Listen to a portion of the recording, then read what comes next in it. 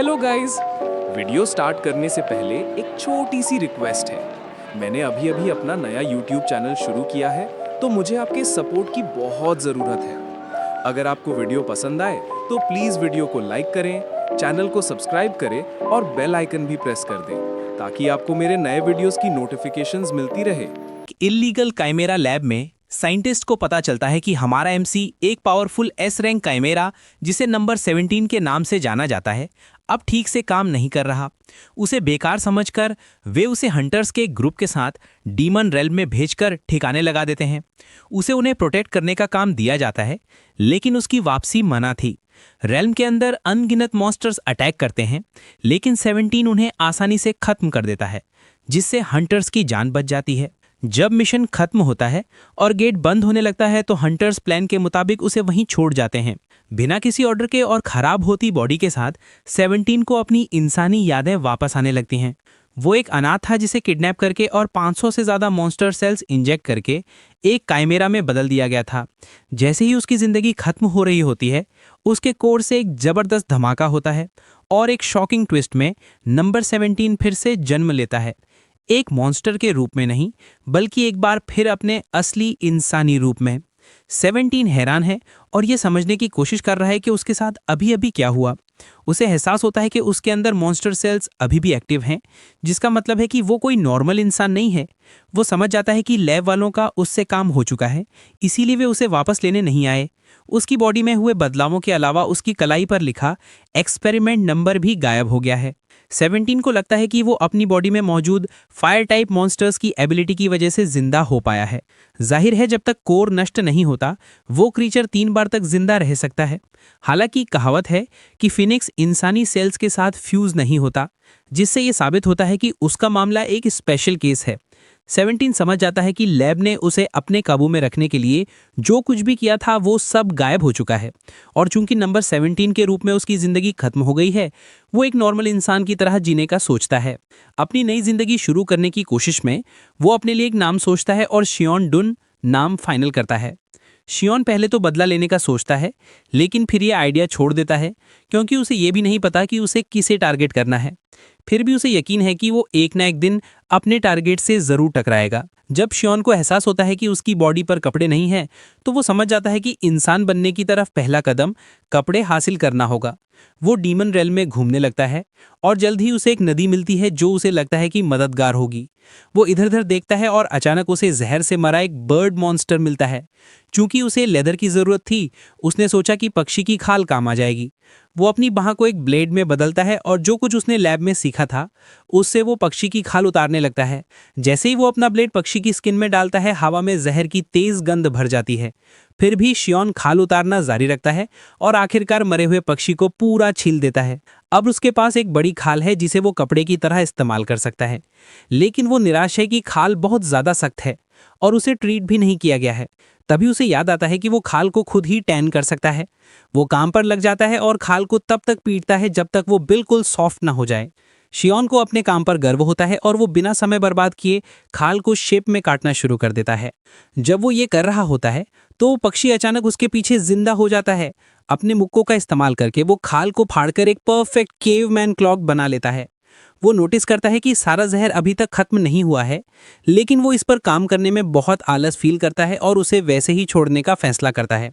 तभी उसे पक्षी की चहचहाहट सुनाई देती है और वो पीछे मुड़कर देखता है तो हैरान रह जाता है कि पक्षी असल में मरा नहीं था।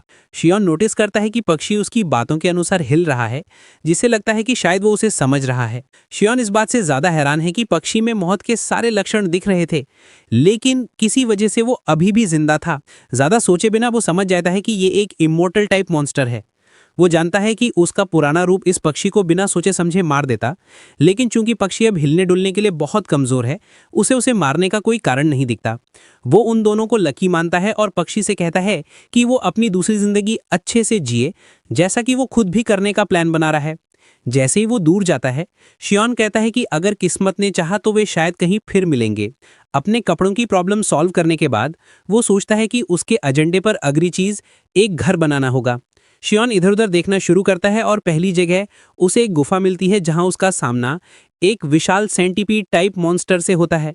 इतनी अंधेरी जगह में रहने में कोई दिलचस्पी ना होने के कारण वो उसे छोड़ देता है, लेकिन जाने से पहले वो मॉन्स्टर का सिर धड़ से अलग कर देता है। गुफा से निकलने के बाद वो भटकते भटकते बर्फीले पहाड़ों तक पहुंच जाता है।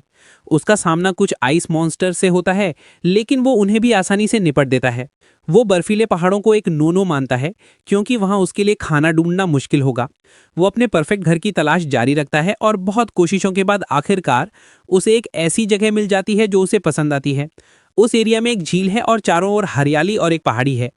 वो झील को देखता है और पाता है कि वो मछलियों से भरी है, जिन्हें वो खाने के लिए इस्तेमाल कर सकता है। एक परफेक्ट घर के लिए जो कुछ भी जरूरी है वो सब उस एरिया में मौजूद है, और बिना ज्यादा बहस किए शियोन समझ जाता है कि उसे अपना नया घर बनाने की जगह मिल गई है। कहीं और एक मैकेनिकल टाइप कैमरा अभी अभी डीमन रेल में पहुंचा है। चूंकि शियोन ने उस जगह पर घर बनाने का फैसला किया है, वो एक सही जगह ढूंढता है और अपनी बाह को लंबे तेज ब्लेड्स में बदल लेता है। एक ही झटके में वो लकड़ी के लट्ठे काटता है और उन्हें अरेंज करता है। जब वो नींव के लट्ठे जमीन पर रखता है तो उसे जमीन ऊबड़ खाबड़ लगती है, और वो जमीन को समतल करके इसे ठीक करता है। इसके बाद वो पेड़ों को पकड़ता है और उन्हें चारों कोनों में गाड़ना शुरू कर देता है, जो घर के खंभे बनेंगे। इसके बाद उसने घर के फर्श पर तख्ते बिछाए, और दीवारों के लिए उसे कीलें नहीं मिली तो उसने स्नेल टाइप मॉन्स्टर्स के स्लाइम का इस्तेमाल किया। जाहिर है स्लाइम हमेशा बहुत सॉलिड होता है, लेकिन उसे नहीं पता कि ये वाटरप्रूफ होगा या नहीं। फिनिशिंग टच के लिए वो सिल्क वॉर्म लार्वा से कोकुन सिल्क का इस्तेमाल करता है। शियोन अपने बनाए हुए घर से खुश है, लेकिन उसे लगता है कि कुछ कमी है। वो सोचने लगता है कि इंसानों के घरों में और क्या होता है जो उसके पास अभी नहीं है। वो एक बगीचे या एक कुत्ते के बारे में सोचता है, लेकिन वो कुत्ते का आइडिया छोड़ देता है क्योंकि वो डीमन रेल में कुत्ता नहीं पाल सकता। वो फैसला करता है कि वो एक सब्जियों का बगीचा बनाएगा, लेकिन ये उसे कंफ्यूज करता है क्योंकि उसे कुछ ऐसा सोचना होगा जो डीमन रेल में उग सके। अचानक उसे याद आता है कि पास के एक बर्फीले पहाड़ों में एक पौधा है जिसे मैंड्रियोरा कहते हैं। शियोन तुरंत मैंड्रियोरा के हैबिटाइट की ओर निकल पड़ता है, जो कि बर्फीले पहाड़ हैं जहां डेमोनिक एनर्जी सबसे ज़्यादा होती है। पहाड़ों पर घनी बर्फ उसे उस समय की याद दिलाती है जब उसे बचपन में किडनैप करके लैब भेजा गया था। भले ही उसने बहुत दर्द सहा, लेकिन वो इस बात से इनकार नहीं कर सकता कि काइमेरा बनने के अपने फ़ायदे भी हैं। काइमेरा होने के कुछ फ़ायदे ये हैं कि उसे ठंड या भूख की चिंता नहीं करनी पड़ती। कुछ ही देर में उसे मैंड्रियोरा का प्लांटेशन मिल जाता है। जाहिर है मैंड्रियोरा बहुत ज़्यादा स्ट्रेस सेंसिटिव होते हैं और वे सनफिश टाइप मॉन्स्टर की तरह होते हैं। वे असल में ज़रा से भी माहौल में बदलाव से मर सकते हैं।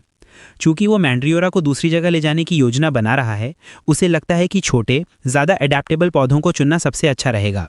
सबसे पहले वो जड़ें हटाता है और वो अपने कान ढकने के बारे में भी सोचता है, क्योंकि वे डिस्टर्ब होने पर चीखने के लिए बदनाम हैं।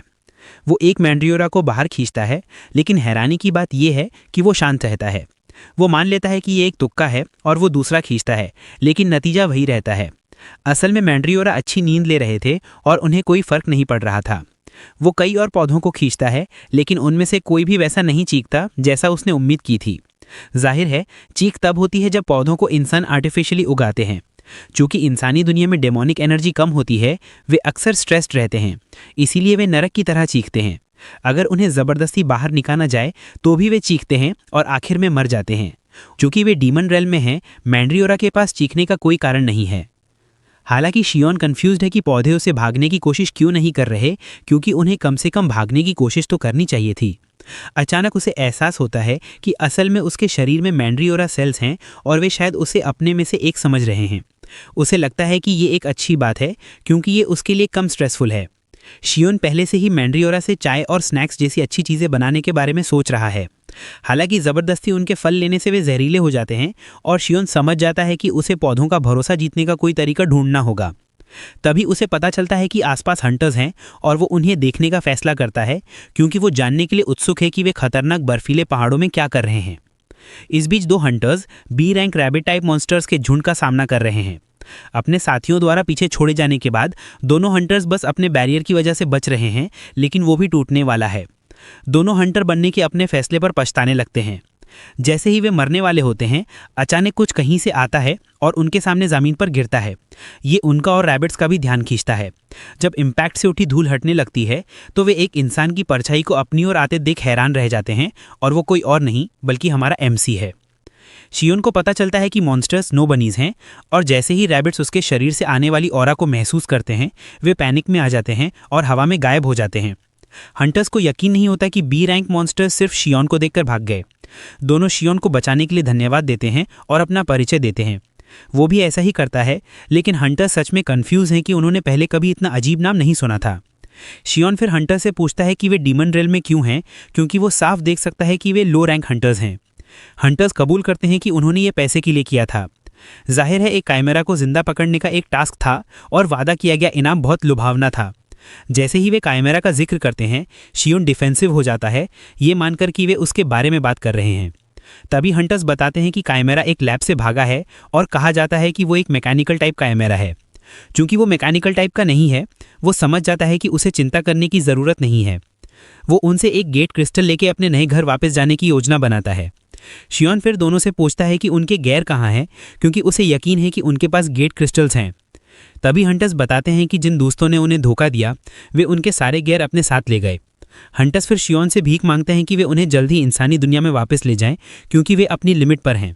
असल में इंसान डीमन रेल में ज़्यादा देर नहीं रह सकते, क्योंकि डेमोनिक एनर्जी उन्हें मार डालेगी। हालांकि इसका शियोन पर कोई असर नहीं होता। फिर शियोन धोखेबाज हंटर्स का पता लगा लेता है। वो तुरंत हवा में उड़ता है और हंटर्स की ओर बढ़ता है, जबकि दोनों हंटर्स की पैंट गीली हो जाती है, क्योंकि उनका बचाने वाला उनके सामने से गायब हो गया। कहीं और हंटर्स ने काइमेरा को घेर लिया है और उसे मारने के लिए तैयार हैं। जैसे ही वे उस पर हावी होने लगते हैं, काइमेरा अपना गुस्से में बैटल मोड एक्टिवेट कर लेता है, बिना किसी डर के हंटर्स का सामना करने के लिए तैयार। कुछ ही देर में शियोन उस लास्ट जगह पर पहुंच जाता है जहां उसने काइमेरा को महसूस किया था, लेकिन उसे खून और हंटर गेयर अलावा कुछ नहीं मिलता। इसके अलावा वहां बच्चे के पांव के निशान जानवरों के निशानों के साथ मिले हैं, जिससे पता चलता है कि काइमेरा हंटर से लड़ते वक्त अपना रूप बदल रहा था। चूंकि काइमेरा लिक्विड मेटल से बना था, ये समझ में आता है कि वो आसानी से अपना आकार बदल सकता है। हालांकि इसे बनाने में इस्तेमाल किया गया मटेरियल काफ़ी रेयर है, इसीलिए इसे छोटा बनाया, एक बच्चे या कुत्ते के आकार से ज़्यादा नहीं। शियोन इम्प्रेस्ड है कि काइमेरा ने अपने पीछे पड़े 5 बी रैंक हंटर्स को अकेले ही संभाल लिया। दूसरी ओर दोनों हंटर्स अपनी लिमिट पर हैं और उनमें से एक की पत्नी प्रेग्नेंट भी है। वे अपनी निश्चित मौत का इंतजार कर रहे होते हैं जब शियोन अपनी पीठ पर उनके गैर लादे हुए सीन पर आता है। हंटर्स उससे बचाने की भीख मांगने लगते हैं और जैसे ही वो इन्हें नज़रअंदाज करने वाला होता है, उसे याद आता है कि दोनों के पास कोई गेट क्रिस्टल नहीं बचा है। एक हंटर 2 लाख वॉन निकालता है, शियोन से कहता है कि अगर उसके पास स्टोन्स हैं तो वे खरीदने के लिए तैयार हैं। ये साफ है कि अगर वे जल्दी डीमन रैम से बाहर नहीं निकले तो वे मर जाएंगे। शियोन गेट स्टोन के लिए ऑफर की गई रकम से हैरान है। भले ही उसे इसकी सच में ज़रूरत नहीं है, फिर भी वो पैसा लेने का फैसला करता है, क्योंकि जब वो इंसानी दुनिया में जाने का फैसला करेगा तो शायद उसे इसकी ज़रूरत पड़े। शियोन फिर उनके लिए एक गेट खोलता है और हंटर उसे झुककर धन्यवाद देता है, ये यकीन दिलाते हुए कि वो उसका ये एहसान कभी नहीं भूलेगा। हंटर अपने पहले से ही थके हुए दोस्त को पकड़ता है ताकि वे जा सकें, और तभी शियोन कहता है कि गेट स्टोन्स तो हमेशा 2 लाख के आसपास मिलते थे। लेकिन हंटर उसे बताता है कि कीमतें बहुत पहले बदल गई हैं। शियोन उससे पूछता है कि उसे इसमें इतनी दिलचस्पी क्यों है, और वो बताता है कि उसे थोड़ा बुरा लग रहा है कि उसने उनसे ज़बरदस्ती पैसे लिए। इस गिल्ड से छुटकारा पाने के लिए वो बदले में उनके लिए कुछ करने का फैसला करता है। वो थके हुए हंटर के कंधे पर टैप करता है और उसके शरीर में माना डालना शुरू कर देता है, जिससे हंटर्स हैरान रह जाते हैं। ये टेक्निक कुछ ऐसी है जिसमें ए रैंक हंटर्स भी शामिल नहीं होना चाहते हैं। ऐसा इसलिए है क्योंकि माना आपस में टकराकर उलझ सकते हैं, जिससे उनके माना होल्स फट जाएंगे और अंततः मौत हो जाएगी। हंटर्स ने मान लिया था कि शियोन फेल हो जाएगा और वे मरने वाले हैं, लेकिन उनकी हैरानी का ठिकाना नहीं रहा। उसने ये कर दिखाया और डेमोनिक एनर्जी को प्यूरिफाई कर दिया। हंटर्स ने एक दूसरे को कस के गले लगा लिया, क्योंकि उन्हें लगा था कि वे पहले ही मर चुके हैं। उनकी मदद करने के बाद शियोन तय करता है कि अब उसे जाने का समय हो गया। दोनों उसे धन्यवाद देने लगते हैं और सोचते हैं कि उसकी माना कितनी शक्तिशाली होगी कि उसने इतनी आसानी से थके हुए हंटर में उसे डाल दिया। हंटर्स के जाने के बाद वो अपने घर लौटता है और खुश होता है कि उसकी ट्रिप अच्छी रही। वो देखता है कि मैंड्रियोरा पहले से ही जाग चुके हैं और उसे लगता है कि अब उन्हें लगाने का समय आ गया है। वो जमीन पर एक जगह ढूंढता है जहां वो मैंड्रियोरा लगाता है, लेकिन वे नाखुश लगते हैं। शियोन सोचता है कि उनके साथ क्या गलत है और उन्हें बेहतर महसूस कराने के लिए कुछ मैना खिलाने की कोशिश करता है। जैसी उम्मीद थी, उनका मूड बदल गया, जिससे शियोन को राहत मिली। इस बीच मैकेनिकल काइमेरा उसके पीछे झाड़ी में छिपा है और भले ही वो काइमेरा की एनर्जी को महसूस कर सकता है, शियोन फैसला करता है कि जब तक वो वास्तव में उससे जुड़ना नहीं चाहता, तब तक वो कोई कदम नहीं उठाएगा। शियोन अपने घर में जाता है और हंटर से मिली हर चीज़, जिसमें कैश भी शामिल है, बाहर निकालता है। उनमें एक पोर्टेबल बर्नर, 8 केट स्टोन, स्पेयर कपड़े और स्लीपिंग बैग है। शियोन खुश है कि सब कुछ वही है जो उसे चाहिए था, और किस्मत से बैग में रेमेन भी है। उसे याद आया कि आखिरी बार उसने रेमेन अनाथालय में खाई थी। चूंकि उसे भूख लगी है, वो अपने लिए रेमेन बनाने का फैसला करता है। रेमेन पैक पर दिए गए निर्देशों का पालन करते हुए वो एक बर्तन पकड़ता है और पानी लेने के लिए बाहर जाता है। हालांकि एक मछली पानी से उड़कर उस पर हमला कर देती है। चूंकि उसे रेमेन के लिए और भी सामग्री चाहिए होगी, वो उसे मारकर बर्तन में डाल देता है। रेमेन में और सामग्री डालने के लिए वो जंगली अंडे, प्याज के रूप में काम करने के लिए जड़ी बूटियां ढूंढता है और सब कुछ बर्तन में डाल देता है। इस बीच मैकेनिकल कैमरा देख रहा है और उसका पेट खाने के लिए गुड़गुड़ा रहा है। शियोन ने गैस चालू की और रेमेन तैयार करना शुरू कर दिया, लेकिन रेमेन की भयानक गंध से मैंड्रियोरा का दम घुटने लगा। भले ही खाना जाहिर तौर पर बहुत बुरा महक रहा है, मैकेनिकल कैमरा इसमें बहुत दिलचस्पी ले रहा है। चूंकि वो खाना खाना चाहता है, वो एक जीनियस आइडिया सोचता है और एक कुत्ते में बदल जाता है। उसने सीखा था कि इंसानों को कुत्ते पसंद होते हैं, और इसके अलावा वे घायल जानवरों के प्रति ज़्यादा सहानुभूति महसूस करते हैं। वे कुत्ते की तरह शियोन के पास जाता है, लेकिन शियोन आसानी से समझ जाता है कि ये मैकेनिकल कैमरा है। शियोन स्थिति का आकलन करता है और महसूस करता है कि मैकेनिकल कैमरा अभी भी छोटा है और सीख रहा है। वो सोचता है कि कैमरा लैब से कैसे भागा और डीमन रेल में अपना रास्ता कैसे बनाया। चूंकि कैमरा उसके साथ शामिल होने को तैयार है, वो उसे अपने बनाए हुए भयानक दिखने वाले रेमेन की पेशकश करता है। दोनों एक साथ बैठकर खाते हैं और ये शियोन को उस समय की याद दिलाता है जब वो और उसके साथी अनाथालय में रेमेन खाने का आनंद लेते थे। जब वे अपना खूबसूरत भोजन खत्म कर लेते हैं तो शियोन कैमरा से कहता है कि वो जा सकता है क्योंकि उसे सफाई करनी है। कुत्ता मुड़कर जाने लगता है, लेकिन जैसे ही वो दूर जाता है, शियोन उसे याद दिलाता है कि वो पहले अपने बाएं पैर पर लंगड़ा रहा था। कैमरा हैरान रह जाता है और महसूस करता है कि उसका पता चल गया है, लेकिन वो अपना कथित रूप से प्रभावित पैर बदलता है और आगे बढ़ना जारी रखता है। थोड़ी देर बाद वो कपड़े धोने की कोशिश करता है और हंटर से मिले कुछ कपड़े निकालता है। उसे लगता है कि उसे ये करना होगा क्योंकि वो अपनी बाकी जिंदगी के लिए लेदर के कपड़े नहीं पहन सकता जब वो कोई केवमैन नहीं है। वो शर्ट को एक चट्टान पर रखता है और सोचता है कि वो बस उन निर्देशों का पालन करेगा जो वो पहले से जानता है। वो एक छोटी छड़ी पकड़ता है और ध्यान से शर्ट पर मारता है, लेकिन हैरानी की बात है कि उसका हल्का सा वार भी चट्टान और शर्ट को तोड़ देता है। शियोन मजबूत होने की फ्रस्ट्रेशन से परेशान हो जाता है, लेकिन उसे इस बात से तसल्ली मिलती है कि उसके पास कोशिश करने के लिए एक और शर्ट है। हालांकि वो नोटिस करता है कि मैकेनिकल कैमरा अभी भी उस पर नजर रखे हुए है। भले ही उसने संपर्क करने से इनकार कर दिया है, वो अपना भेस बदलने के लिए किसी भी चीज में बदल रहा है और उसकी हर गतिविधि पर नजर रखे हुए है। अब तक जो कुछ भी उसने देखा है, शियोन समझ जाता है कि मैकेनिकल कैमरा अभी भी 5 साल से कम उम्र का है। इसके अलावा उसकी एक अजीब मैकेनिकल स्पीच है जिसे शियोन ठीक समझता है क्योंकि ये सिर्फ युवा कैमरा में एक साइड इफेक्ट है जिन्हें जबरदस्ती ज्ञान दिया गया था। एक बहुत ही कठिन पल के बाद वो आखिरकार कपड़े धोने में कामयाब हो जाता है और वे अच्छे से धुल आते हैं। हालांकि शर्ट धोने के बाद उसे एहसास होता है कि ये उसके लिए बहुत छोटी है, लेकिन उसे फेंकने के बजाय उसने फैसला किया कि वो बस इसे लाइन पर लटका देगा और इसे एक ट्रॉफी के रूप में वहीं छोड़ देगा। इसके बाद उसे लगता है कि मैंड्रियोरा को देखना उसकी लिस्ट में अगली चीज़ है। जैसे ही उसने कपड़े को रस्सी पर छोड़ा, मैकेनिकल कैमरा उसे पकड़ता है और उसे पहन लेता है क्योंकि वो वही कर रहा है जो उसने दूसरे इंसानों में देखा है। मैकेनिकल कैमरा घोषणा करता है कि शर्ट आखिरकार उसकी अपनी है और इसे बेहतर ढंग से पहनने के लिए वो सुंदर लंबे बालों वाली एक युवा लड़की में बदल जाता है। मैंड्रियोरा को देखते हुए शियोन को एहसास होता है कि वे बहुत अजीब व्यवहार कर रहे हैं, जो ऐसा नहीं होना चाहिए। पौधों की पत्तियां पहले से ही मुरझा रही हैं और जड़ें सूखी दिखाई दे रही हैं। शियोन कंफ्यूज्ड है क्योंकि उसने मैंड्रियोरा के लिए खेत बनाते समय सभी खरपतवार निकाल दिए थे। शियोन फिर ध्यान से जांच करता है और तभी उसे पता चलता है कि जमीन के नीचे परजीवी हैं जो मैंड्रियोरा के लिए जीवन मुश्किल बना रहे हैं। वो खुद को दोषी ठहराता है कि उसने अच्छे से जांच नहीं की, जिससे पौधे लगभग मर ही गए थे। उसे लगता है कि उसे एक प्रॉपर बगीचा बनाने की ज़रूरत है जो उसके घर के आकार का हो। जैसे ही वो शुरू करने वाला था, कैमरा आता है और उसे नमस्ते करता है। शियोन हैरान है कि कैमरा लड़की में बदल गया है और उससे बात करने की कोशिश भी कर रहा है। लड़की शियोन से पूछती है कि क्या उसके पीछे की संरचना उसका घर है, और शियोन हाँ कहता है। फिर वो पूछती है कि क्या वो इस जगह की मूल निवासी है, और जैसे ही शियोन ये सुनता है, वो उसके साथ थोड़ा मजाक करने का फैसला करता है। शियोन कहता है कि वो मूल निवासी है और कैमरा से पूछता है कि वो किस जनजाति से है। कैमरा इस सवाल से दंग रह जाती है, लेकिन जल्दी से सोचने के बाद वो बताती है कि वो झरने के उस पार से आई है, जो काफ़ी दूर है। वो आगे कहती है कि ये इतना दूर है कि शियोन के लिए उसे ढूंढना लगभग असंभव है। शियोन उसके साथ और खेलने का फैसला करता है और पूछता है कि क्या वह झरने के पास वाली कोकोनट ट्राइब से है। कैमरा जल्दी से इससे सहमत हो जाती है, कहती है कि वह कोकोनट ट्राइब से है। शियोन फिर उसके पहने हुए आउटफिट का जिक्र करता है, कहता है कि यह जाहिर तौर पर उसका है। लड़की तर्क देती है कि उनकी ट्राइब में जो चीज मिलती है वह अपने आप उनकी हो जाती है। शियोन पीछे हटने का फैसला करता है, लड़की से कहता है कि वह इसे रख सकती है। शियोन उससे पूछता है कि वह इस एरिया में क्यों है, और वह बताती है कि उसे ट्राइब से निकाल दिया गया है, इसीलिए उसे एक फेवर चाहिए। लड़की शियोन से कहती है कि वह उसके घर पर रहना चाहेगी और वह उससे सहमत होने की भीख मांगती है। शियोन एक मूर्ख की भूमिका निभाता है और पूछता है कि उसका वहां रहने से क्या मतलब है, और वह बताती है कि यह सुरक्षित लगता है। शियोन समझ जाता है कि उसे रहने के लिए एक जगह चाहिए और वह सहमत हो जाता है, लेकिन वह उसे बताता है कि उसे अपनी कीमत साबित करनी होगी। लड़की सहमत हो जाती है और वह शियोन से कहती है कि वह उसे करने के लिए काम दे। शियोन फिर उसे बताता है कि उसे खेत जोतने के लिए उसकी जरूरत होगी, क्योंकि वह मैंड्रियोरा के लिए एक नया घर बनाना चाहता है। लड़की बिना समय बर्बाद किए उसे छड़ी छीन लेती है और उसे यकीन दिलाती है कि वह अपनी ताकत का इस्तेमाल करने में अच्छी है। वह तुरंत जमीन को तहस नहस कर देती है, जिससे शियोन हैरान रह जाता है, क्योंकि लड़की अपनी ताकत छिपाने की कोशिश भी नहीं कर रही है।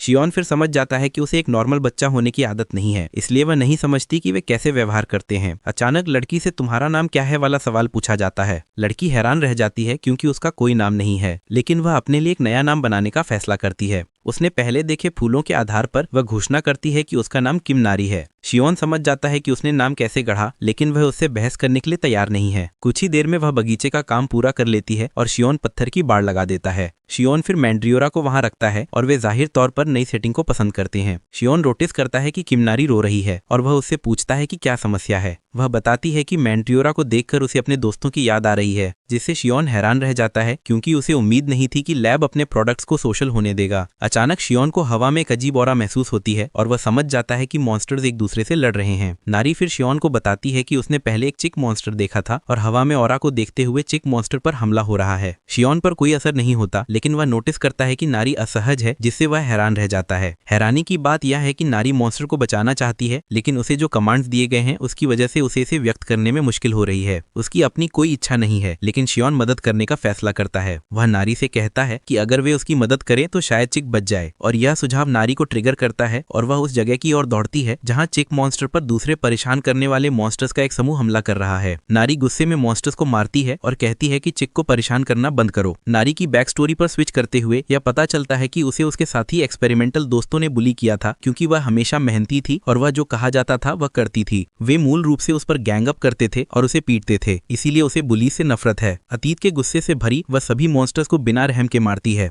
शियोन मैंड्रियोरा की देखभाल कर रहा होता है जब नारी अपने हाथ में सफेद चूजा लेकर लौटती है, लेकिन चूजा हमले से बेहोश है। वह उसे बताने ही वाला था कि क्या करना है, जब उसे अचानक एहसास होता है कि चूजा बहुत जाना पहचाना है। नारी आंसुओं में फूट पड़ती है, शियोन से भीख मांगती है कि पक्षी को बचा ले, और शियोन मदद करने की पेशकश करता है। वह अपना हाथ चूजे पर रखता है और उसमें मैना ट्रांसफर करता है, क्योंकि कोई घातक चोट के निशान नहीं है। ऐसा करते समय शियोन आसानी से समझ जाता है कि चूजा वही इमॉर्टल टाइप का मॉन्स्टर था जिसकी उसने खाल उतारी थी। हालांकि वह कंफ्यूज्ड है कि मॉन्स्टर छोटे आकार में क्यों सिकुड़ गया, लेकिन वह मान लेता है कि उसका रीजनरेशन मेथड उससे अलग है। उसे मैना खिलाने के बाद नारी पूछती है कि क्या मॉन्स्टर को कोई गंभीर खतरा है, लेकिन शियोन बताता है कि वह असल में कुपोषित है। वह अपने छोटे आकार के कारण भूखा मर रहा था, और शियोन लड़की को यकीन दिलाता है कि मॉन्स्टर अपने आप ठीक हो जाएगा, क्योंकि उसने उसे मैना खिला दी है। हैरानी की बात यह है कि नारी चूजे को अकेले छोड़ने से डरती है और वह शियोन से भीख मांगती है, पूछती है कि क्या वह मॉन्स्टर को पाल सकती है। वह मॉन्स्टर को ठीक से प्रशिक्षित करने और उसे खिलाने का भी वादा करती है।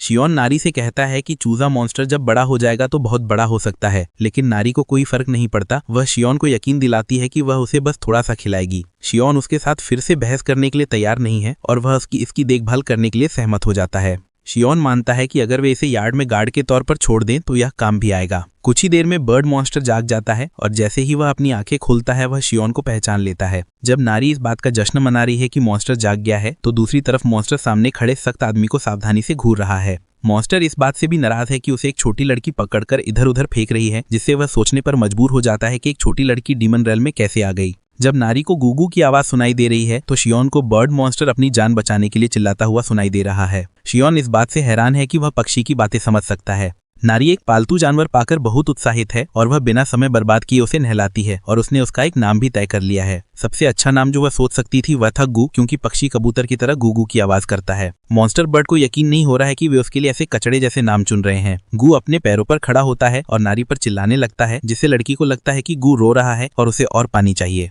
वह बिना सोचे समझे उस पर और पानी डाल देती है, लेकिन इससे गू की जिंदगी और भी मुश्किल हो जाती है। गू मेज पर लेटा हुआ नारी से पानी डालना बंद करने की भीख मांग रहा है। क्योंकि नारी गू को नहीं समझ सकती, शियोन बीच में आता है और नारी से पानी डालना बंद करने को कहता है। नारी फिर फैसला करती है कि गू को खाने की जरूरत है और वह खाना लेने के लिए बाहर निकल जाती है। बाद में शियोन को पता चलता है कि उसे एक स्टोरेज स्पेस की जरूरत होगी और वो कुछ पेड़ नीचे रखता है ताकि वो उन्हें अपने मनचाहे आकार में काट सकें। हालांकि जरा सा छूने पर ही पेड़ टूट जाता है, जिससे शियोन कंफ्यूज्ड हो जाता है। वो जानता है कि उसने उन सभी निर्देशों का पालन किया है जो उसे पता है, लेकिन गू से बताता है कि वो सब कुछ गलत कर रहा है। गू बताता है कि पेड़ों के अलग अलग टेक्सचर होते हैं और जिस पेड़ को शियोन काटने की कोशिश कर रहा है वो असल में सॉफ्टवुड है। शियोन ये जानकर हैरान है कि पेड़ों की अलग अलग हार्डनेस होती है और गू को यकीन नहीं हो रहा कि ये आदमी इतना बेवकूफ़ कैसे है कि उसे ये नहीं पता। शियोन फिर गू से पूछता है कि कौन सा रंग सबसे सख्त लकड़ी का प्रतीक है और गू बताता है कि लाल रंग की लकड़ी सबसे मजबूत होती है। अचानक चिक मॉन्स्टर को एहसास होता है कि शियोन उसे समझ सकता है, लेकिन इसकी पुष्टि करने के लिए वो शियोन के दिमाग में घुसने के लिए एक टेलीपैथिक ब्रिज बनाने का फैसला करता है, लेकिन शियोन जैसे ही उसे नोटिस करता है उसे ब्लॉक कर देता है। शियोन पूछता है कि वो इसे कैसे समझ पा रहा है और शियोन बताता है कि उसे अपने दिमाग में इंसानी शब्द पॉपअप होते हुए महसूस हो रहे हैं।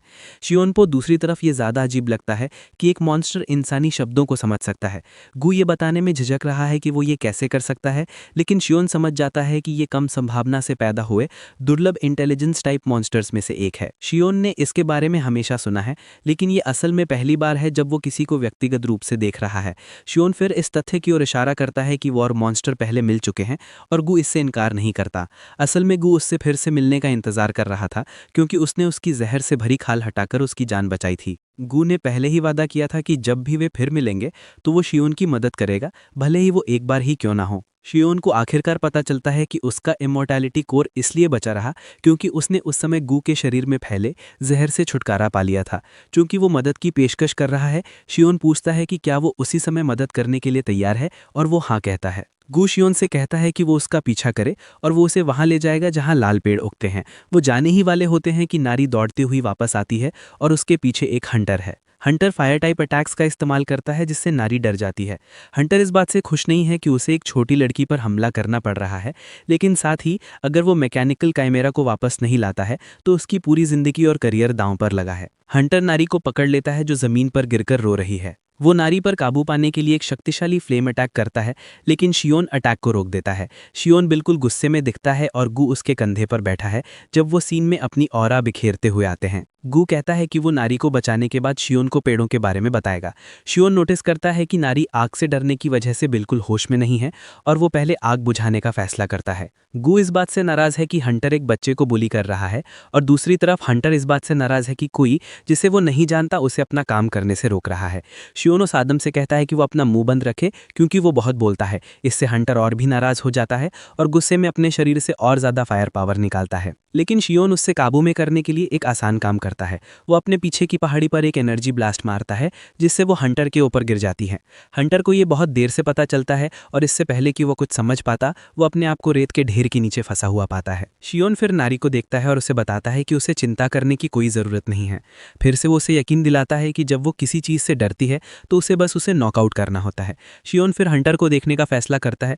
वो उसका सिर पकड़ता है और उसे रेत से बाहर निकालने की कोशिश करता है, लेकिन हैरानी की बात है कि हंटर के बाल निकल आते हैं। शियोन ये देखकर हैरान रह जाता है, लेकिन जब वो हंटर का बदसूरत गंजा सिर देखता है तो वो पूरी तरह से दंग रह जाता है।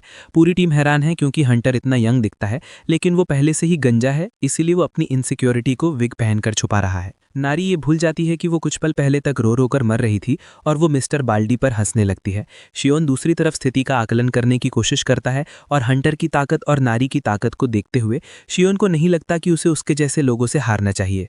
चूंकि वो जानना चाहता है कि क्या हो रहा है, वो टेलीपैथी का इस्तेमाल करता है जो किसी की यादों में झांकने में मदद कर सकती है। वो महसूस करता है कि नारी अभी भी उन दुष्ट वैज्ञानिकों से डरी हुई है जिन्होंने उस पर काम किया था और शियोन एक मजबूत लड़की होने के लिए नारी के सिर पर थपथपाता है। शियोन समझ जाता है कि ट्रॉमा शायद तुरंत गायब ना हो, लेकिन समय के साथ ये बेहतर हो जाएगा। शियोन फिर सोचता है कि उसे मिस्टर बाल्डी के साथ क्या करना है और एक चमकते हुए चेहरे के साथ नारी कहती है कि उसके पास एक आइडिया है। कुछ ही देर में हंटर जागता है तो खुद को झरने से लटका हुआ पाता है। उन्होंने एक बड़े पत्थर से एक बड़ी रस्सी बांधी है और वो उस रस्सी से लटक रहा है। हंटर ये देखता है और अपनी जिंदगी के सभी फैसलों पर पछताने लगता है। नारी दूर से हंस रही है, जबकि शियोन उसे किसी और के रूप का मजाक उड़ाने से रोकने की कोशिश कर रहा है। शियोन फिर बर्तन पकड़ता है और नदी से पानी भरता है। ये दावा करते हुए कि ये रामन के लिए है। नारी ये सुनकर उत्साहित हो जाती है क्योंकि उसे विश्वास है कि शियोन की फिश रामन दुनिया की सबसे अच्छी है। शियोन उसे चढ़ाता है और पूछता है कि क्या कोकोनट ट्राइब फिश रामन खाती है, और वो उत्साह से हाँ कहती है। हंटर दूसरी तरफ अपनी स्थिति को समझने की कोशिश कर रहा है और शियोन के रूप को देखते हुए उसे लगता है कि वो कम से कम ए रैंक का है। हालांकि वो इस विचार को भी खारिज नहीं करता कि शियोन शायद उससे भी ज्यादा मजबूत हो सकता है, क्योंकि ऐसे हंटर्स की रिपोर्ट्स हैं जो काफी मजबूत हैं, लेकिन वो पर्दे के पीछे से काम करते हैं। जब शियोन रामन के लिए पानी ला रहा है तो नारी इधर उधर मछलियां पकड़ने में व्यस्त है। शियोन फिर उसे बताता है कि उन्हें बस एक मछली चाहिए, इसलिए वो बाकी को जाने दे सकती है। नारी उत्साह से इससे सहमत हो जाती है और शियोन उसे मछली को बर्तन में डालने के लिए कहता है। हंटर जो देख रहा है उसे डर लग रहा है, क्योंकि उसे यकीन नहीं हो रहा कि जो मात्रा में वो पानी बर्तन में डाल रहे हैं उसका उपयोग वो 3 पैक रामन पकाने के लिए करने की योजना बना रहे हैं। हंटर इस घिनौने काम को होते हुए नहीं देख सकता और वो उन पर चिल्लाता है, उनसे कहता है कि उसे जाने दो ताकि वो रामन पका सके। शियोन इससे सहमत हो जाता है और उससे वहां से नीचे उतारता है ताकि वो रामन पका सके। भले ही ये सिर्फ रेमन है, हंटर दोनों से आने वाले इमेंस प्रेशर को महसूस कर सकता है, जिससे पता चलता है कि अगर उसने गड़बड़ की तो वो मर जाएगा। चेहरे से पसीना टपकते हुए वो रेमन पकाने का स्टैंडर्ड तरीका इस्तेमाल करने का फैसला करता है जो वो जानता है। उसे लगता है कि उसे कितने पानी की ज़रूरत होगी ये उसकी छठी इंद्रिय बताएगी। चूंकि वो रेमन के 3 पैक पका रहा है, वो सॉस और नूडल्स को उबलते पानी में डालता है और उसे लगता है कि इसे बनाने में उसे 4 मिनट से थोड़ा ज़्यादा समय लगेगा। सही मिनट जानने के लिए वो अपने दिल की धड़कन गिनना शुरू करता है और जैसे ही वो 200 तक पहुंचता है वो उन सभी नूडल टेक्निक्स को लागू करना शुरू कर देता है जो वो जानता है। हंटर की इच्छा है कि उसके पास कुछ किमची होती, लेकिन चूंकि वो डीमन रेल में है वो नहीं कर सकता। फिर भी उसने अपना सर्वश्रेष्ठ प्रदर्शन किया और उसे बाद में जो कुछ भी हो सकता है उसके बारे में कोई पछतावा नहीं है। एक बार जब वो कर लेता है तो वो ग्रुप को पूछता है कि क्या वे दिलचस्पी रखते हैं। वे नूडल्स को घूरते हैं और नारी सबसे पहले ये बताती है कि नूडल्स शियोन द्वारा पकाए गए नूडल से बिल्कुल अलग दिखते हैं। शियोन और ग्रुप इसे आजमाने का फैसला करते हैं और जैसे ही वे एक चम्मच लेते हैं वे स्वादिष्ट रेमन के कारण एक food as a mix state में चले जाते हैं। नारी मेज से कूद जाती है, शियोन को बताती है कि रेमन कितनी स्वादिष्ट है। यहाँ तक कि गू भी पूरी तरह से दंग रह जाता है, क्योंकि वो पूछता है कि क्या इंसान हमेशा हर दिन इतना स्वादिष्ट खाना खाते हैं। शियोन कहता है कि वो वास्तव में हैरान है, लेकिन वो सुझाव देता है कि वे पहले रेमन खत्म कर लें। थोड़ी देर बाद वे खाना खत्म कर लेते हैं और दिल ही दिल में चाहते हैं कि रेमन खत्म ना हुई हो। हंटर घबराते हुए उनसे पूछता है कि क्या उन्हें रेमन पसंद आई, और पहली चीज़ जो शियोन उससे पूछता है वो ये है कि वो वास्तव में क्या चाहता है। हंटर सवाल से कंफ्यूज हो जाता है और शियोन बताता है कि रेमन इतनी स्वादिष्ट थी कि वो उसे मुफ्त में नहीं खा सकता। शियोन फिर हंटर से कहता है कि वो उसे बताए कि वो क्या चाहता है और अगर ये उसकी शक्ति के भीतर है तो वो इसे पूरा करने का वादा करता है। हंटर नमिकिस ये सुनकर खुश हो जाता है और वो तुरंत मुंह के बल गिर जाता है। शियोन से कहता है कि वो उसे सिखाए कि उसकी तरह मजबूत कैसे बने। शियोन ये सुनकर हैरान रह जाता है और किशियों से पूछता है कि वो उससे सिखाने के लिए क्यों कह रहा है जबकि वो उसका मास्टर नहीं है। किशियो कबूल करता है कि शियोन सबसे मजबूत हंटर है जिससे वो मिला है।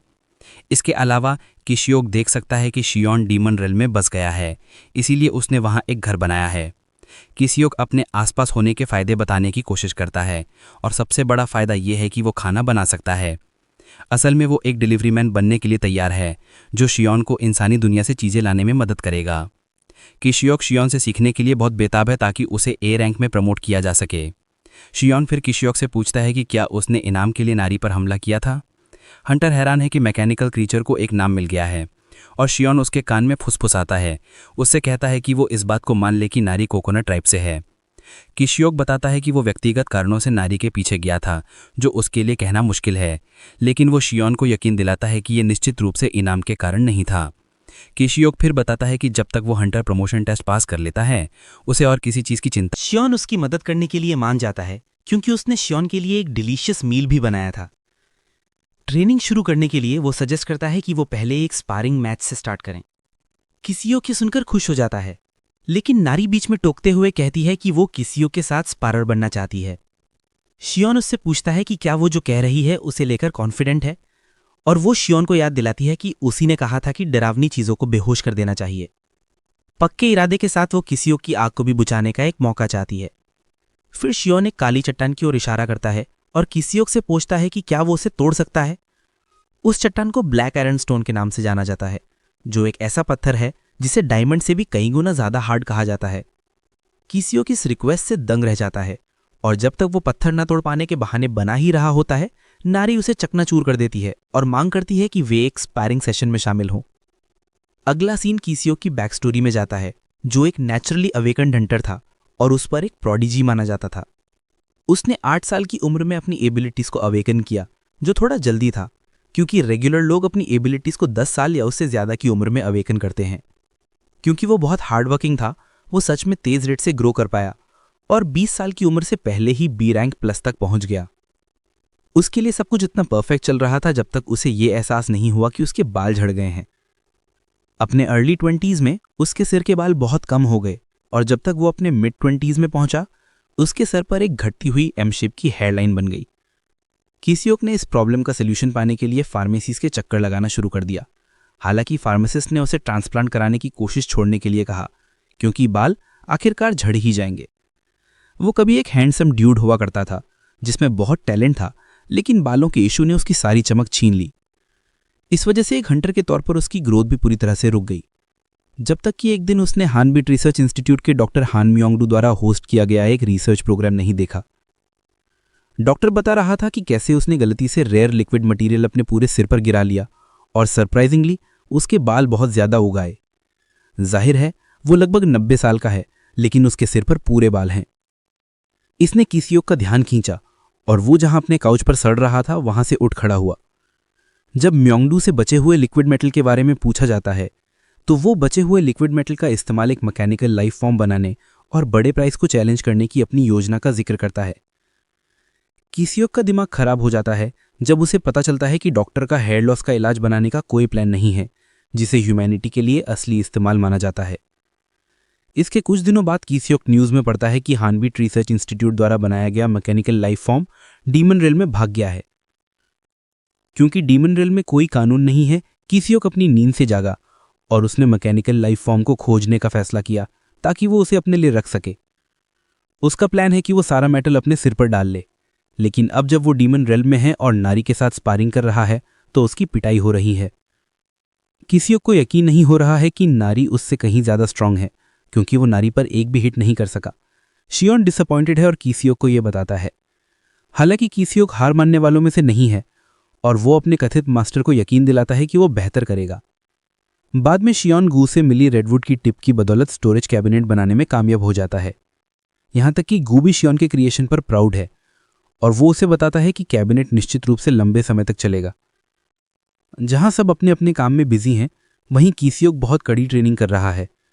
भले ही वो नारी के हाथों तकलीफ झेल रहा है, उसे जरा भी शर्मिंदगी महसूस नहीं हो रही है। इसके बजाय उसे एक आज़ादी का एहसास हो रहा है। उसका मानना है कि ऐसा इसलिए है क्योंकि उसने अपनी विग उतार दी है। गू किसियोक की आग को कंट्रोल करने की एबिलिटी से इम्प्रेस्ड है, लेकिन वो इस बात से डिसअपॉइंटेड है कि वो एक बच्चे को भी नहीं हरा सकता। चियान फिर गू को बताता है कि नारी कोई ऐसी वैसी बच्ची नहीं है, जिससे ये बात समझ में आती है। हार ना मानने की अपनी जिद की वजह से वो नारी के साथ एक और स्पारिंग मैच की मांग करता है। इस बार वो एक ब्लेड के शेप की फ्लेम लेकर नारी के पीछे जाता है। वो नारी पर एक हिट करने में कामयाब हो जाता है, लेकिन वो अपने शरीर को लिक्विफाई कर लेती है, जिससे किसियोक शॉक हो जाता है। ये उसे हैरान कर देता है, लेकिन साथ ही नारी के अटैक के लिए पूरी तरह से खुला छोड़ देता है। नारी आसानी से अपने ह्यूमन फॉर्म में लौट आती है और उसे इतनी जोर से लात मारती है कि वो पास की पहाड़ी से जा टकराता है, जिससे दीवार में एक साफ क्रैक आ जाता है। नारी कॉन्फिडेंस से मेंशन करती है कि अब वो आग से नहीं डरती और ये सब चियान की बदौलत है।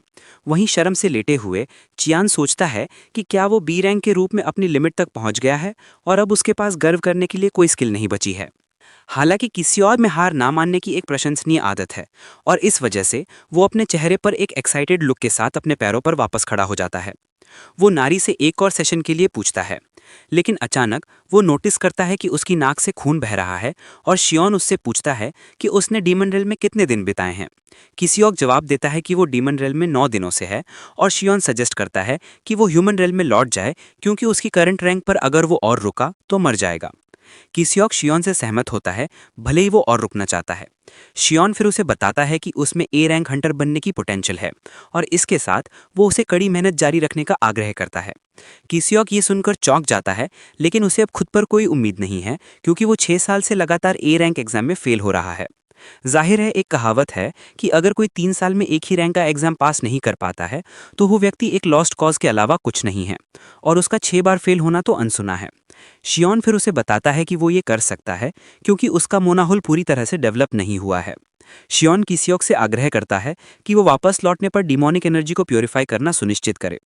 किसियोक शियोन को सलाह के लिए थैंक्स कहता है और उसे यकीन दिलाता है कि वो अपनी पूरी कोशिश करेगा। कुछ ही पलों में किसियोक लौटने की तैयारी करता है और वो शियोन से पूछता है कि क्या उसे किसी और चीज़ की ज़रूरत है, क्योंकि वो देख सकता है कि उसके पास रेमन पहले ही खत्म हो चुका है।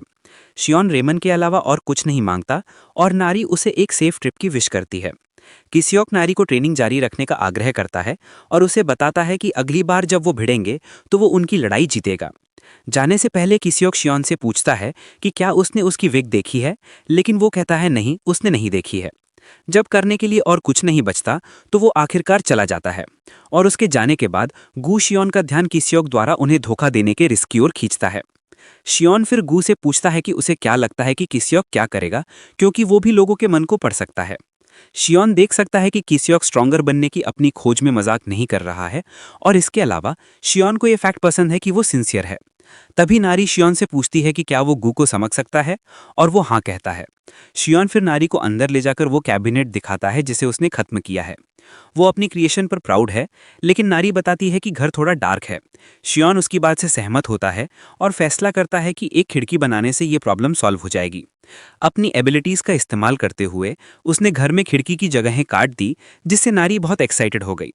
क्योंकि नारी को हर जगह रोशनी पसंद है, शियोन बताता है कि उन्हें रात में लाइट्स की ज़रूरत है ताकि हर जगह अंधेरा ना हो। शियोन कहता है कि ग्लोस्टोन नाम का एक पत्थर है जो रात में रोशनी छोड़ता है और कुछ लगाने से चीज़ें रोशन हो जाएंगी। गू फिर शियोन से पूछता है कि क्या उसे पता है कि ग्लोस्टोन ढूंढने के लिए उसे कहाँ जाना है, और वो हाँ कहता है।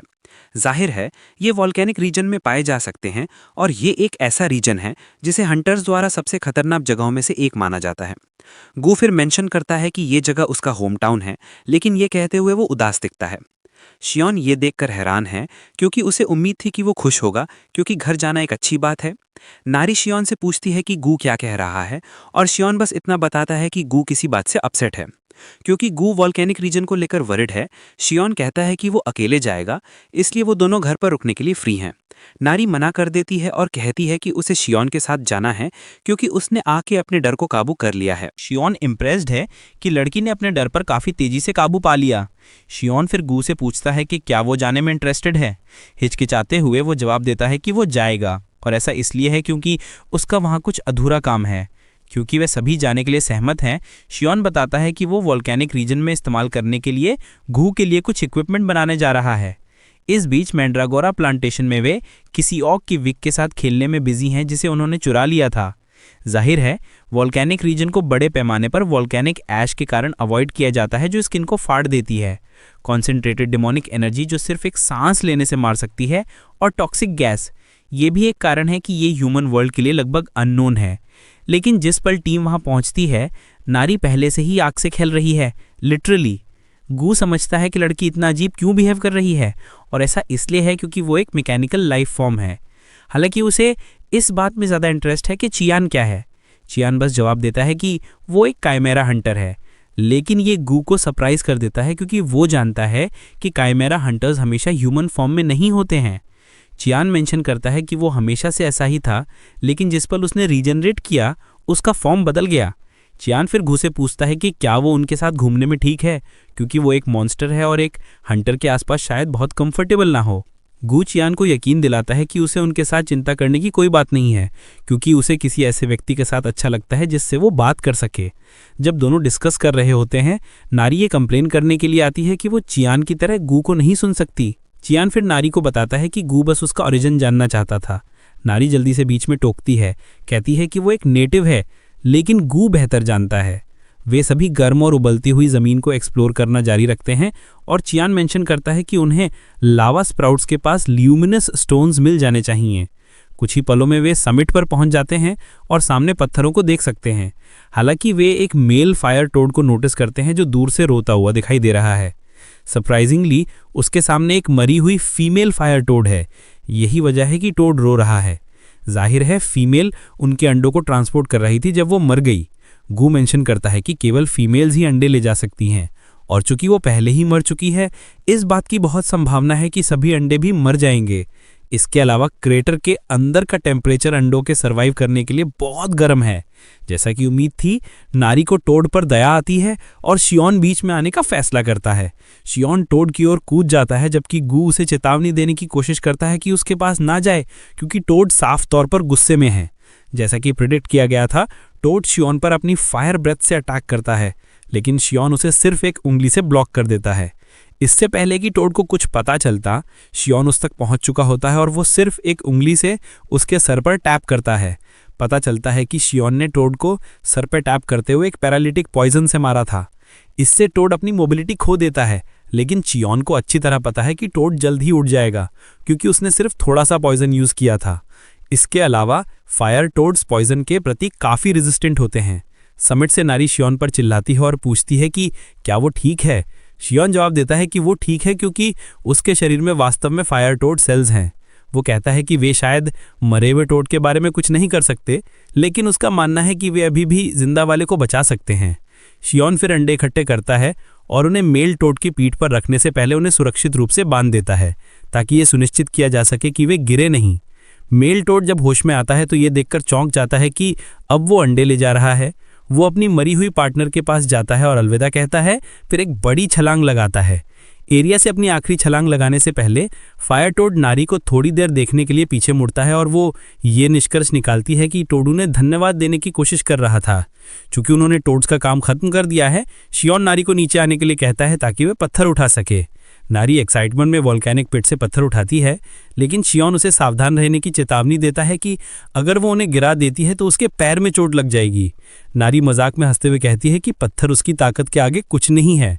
दूसरी तरफ गू पत्थरों को उठाने में स्ट्रगल कर रहा है और वो इसके लिए अपने छोटे शरीर को ब्लेम करता है। शियोन फिर उससे अपना काम निपटाने के लिए जाने का आग्रह करता है, जबकि वो पत्थरों का ध्यान रखेगा। शियोन का मानना है कि गू अपने दोस्तों के लिए गिफ्ट्स भी लाया है, लेकिन गू जवाब देता है, कहता है कि मॉन्स्टर्स के दोस्त नहीं होते हैं। वास्तव में वो उनसे मिलने की प्लानिंग नहीं कर रहा है, लेकिन वो बस गिफ्ट छोड़कर जाना चाहता है। शियोन इम्प्रेस्ड है कि गू अपने रिश्तेदारों को मिस कर रहा है, जो उसे एक बहुत ही इंटेलिजेंट मॉन्स्टर बनाता है। दूसरी ओर गू खुद को ये कहकर बहलाता है कि वो उन्हें मिस नहीं कर रहा है, बल्कि उसे इस बात का अफसोस है कि जब वो गया तो उसने उन्हें अलविदा नहीं कहा। शियोन फिर गू से पूछता है कि उसने अपना पैक क्यों छोड़ा। गू फिर मेंशन करता है कि उसकी इंटेलिजेंस की अवेकन होने के साथ अच्छी चीज़ें भी हुई और बुरी चीज़ें भी। जाहिर है गू को लगा कि अगर उसने भाषा नहीं सीखी होती तो उसे कभी भी वो खालीपन महसूस नहीं होता जो उसे करंटली तबाह कर रहा है। गू को सुपीरियर और अकेला महसूस हुआ क्योंकि वो किसी से ठीक से रिलेट नहीं कर सकता था।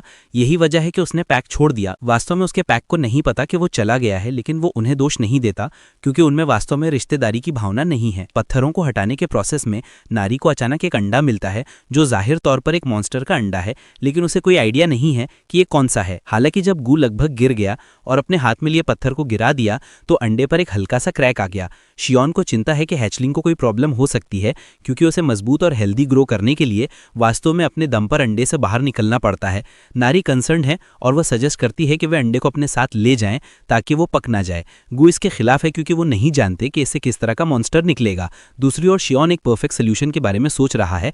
उसके पास एक ऐसी जगह है जो उसे लगता है कि घोंसले के लिए परफेक्ट होगी, और इसके अलावा वो थोड़ा क्यूरियस है कि अंडे के अंदर क्या है। सावधानीपूर्वक विचार करने के बाद शियोन फैसला करता है कि वे अंडे को घर वापस ले जाएंगे। गू इस बात पर अड़ा रहता है कि उन्हें अंडे को छोड़ देना चाहिए क्योंकि उसने पहले कभी ऐसा अंडा नहीं देखा है। शियोन फिर उस पर गिल्ट ट्रिप कार्ड का इस्तेमाल करता है। उससे पूछता है कि उसने पहली बार में अंडे को क्रैक करने के लिए पत्थर क्यों गिराया।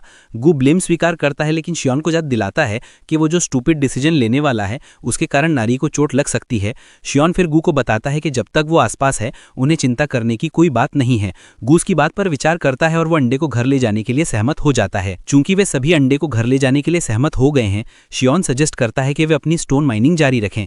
जल्द ही ग्रुप घर लौटता है और देखता है कि किसियोक वापस आ गया है। शियोन हैरान है कि डूड जल्दी लौट आया। किसियोक फिर शियोन के बैग्स को उठाने की पेशकश करता है और शियोन उसे बैग्स देने का फैसला करता है क्योंकि वो दावा करता है कि वो स्ट्रांग है। किसियोक बैग लेता है लेकिन वो उसे तुरंत गिरा देता है जैसे उसे थॉर का हथौड़ा पकड़ा दिया गया हो। तभी शियोन नोटिस करता है कि किसियोक का चेहरा चोटों से ढका हुआ है और वो उसे पूछता है कि उसे क्या हुआ। वॉल्केनिक रीजन में वापस गू के अपने रिश्तेदारों के लिए गिफ्ट रेमन के पैक्स थे जो उसने उनके लिए छोड़े थे। शियोन समझ जाता है कि किसियोक को कहीं पेटा गया होगा, लेकिन ये उसके लिए एक शॉक है क्योंकि किसियोक उस तरह का आदमी नहीं लगता जिसे बुली किया जा सके। किसियोक अपने ऑरा रिड्यूसिंग मोमेंट्स को डिफेंड करने की कोशिश करता है ये कह करके नारी आमतौर पर उसे पीटती है, लेकिन शियोन को यकीन नहीं हो रहा है कि डूड वास्तव में इस पर प्राउड है। शियोन से पूछताछ से बचने के लिए किसियोक ये कहते हुए भाग जाता है कि उसे उनके लिए खाना तैयार करने की जरूरत है।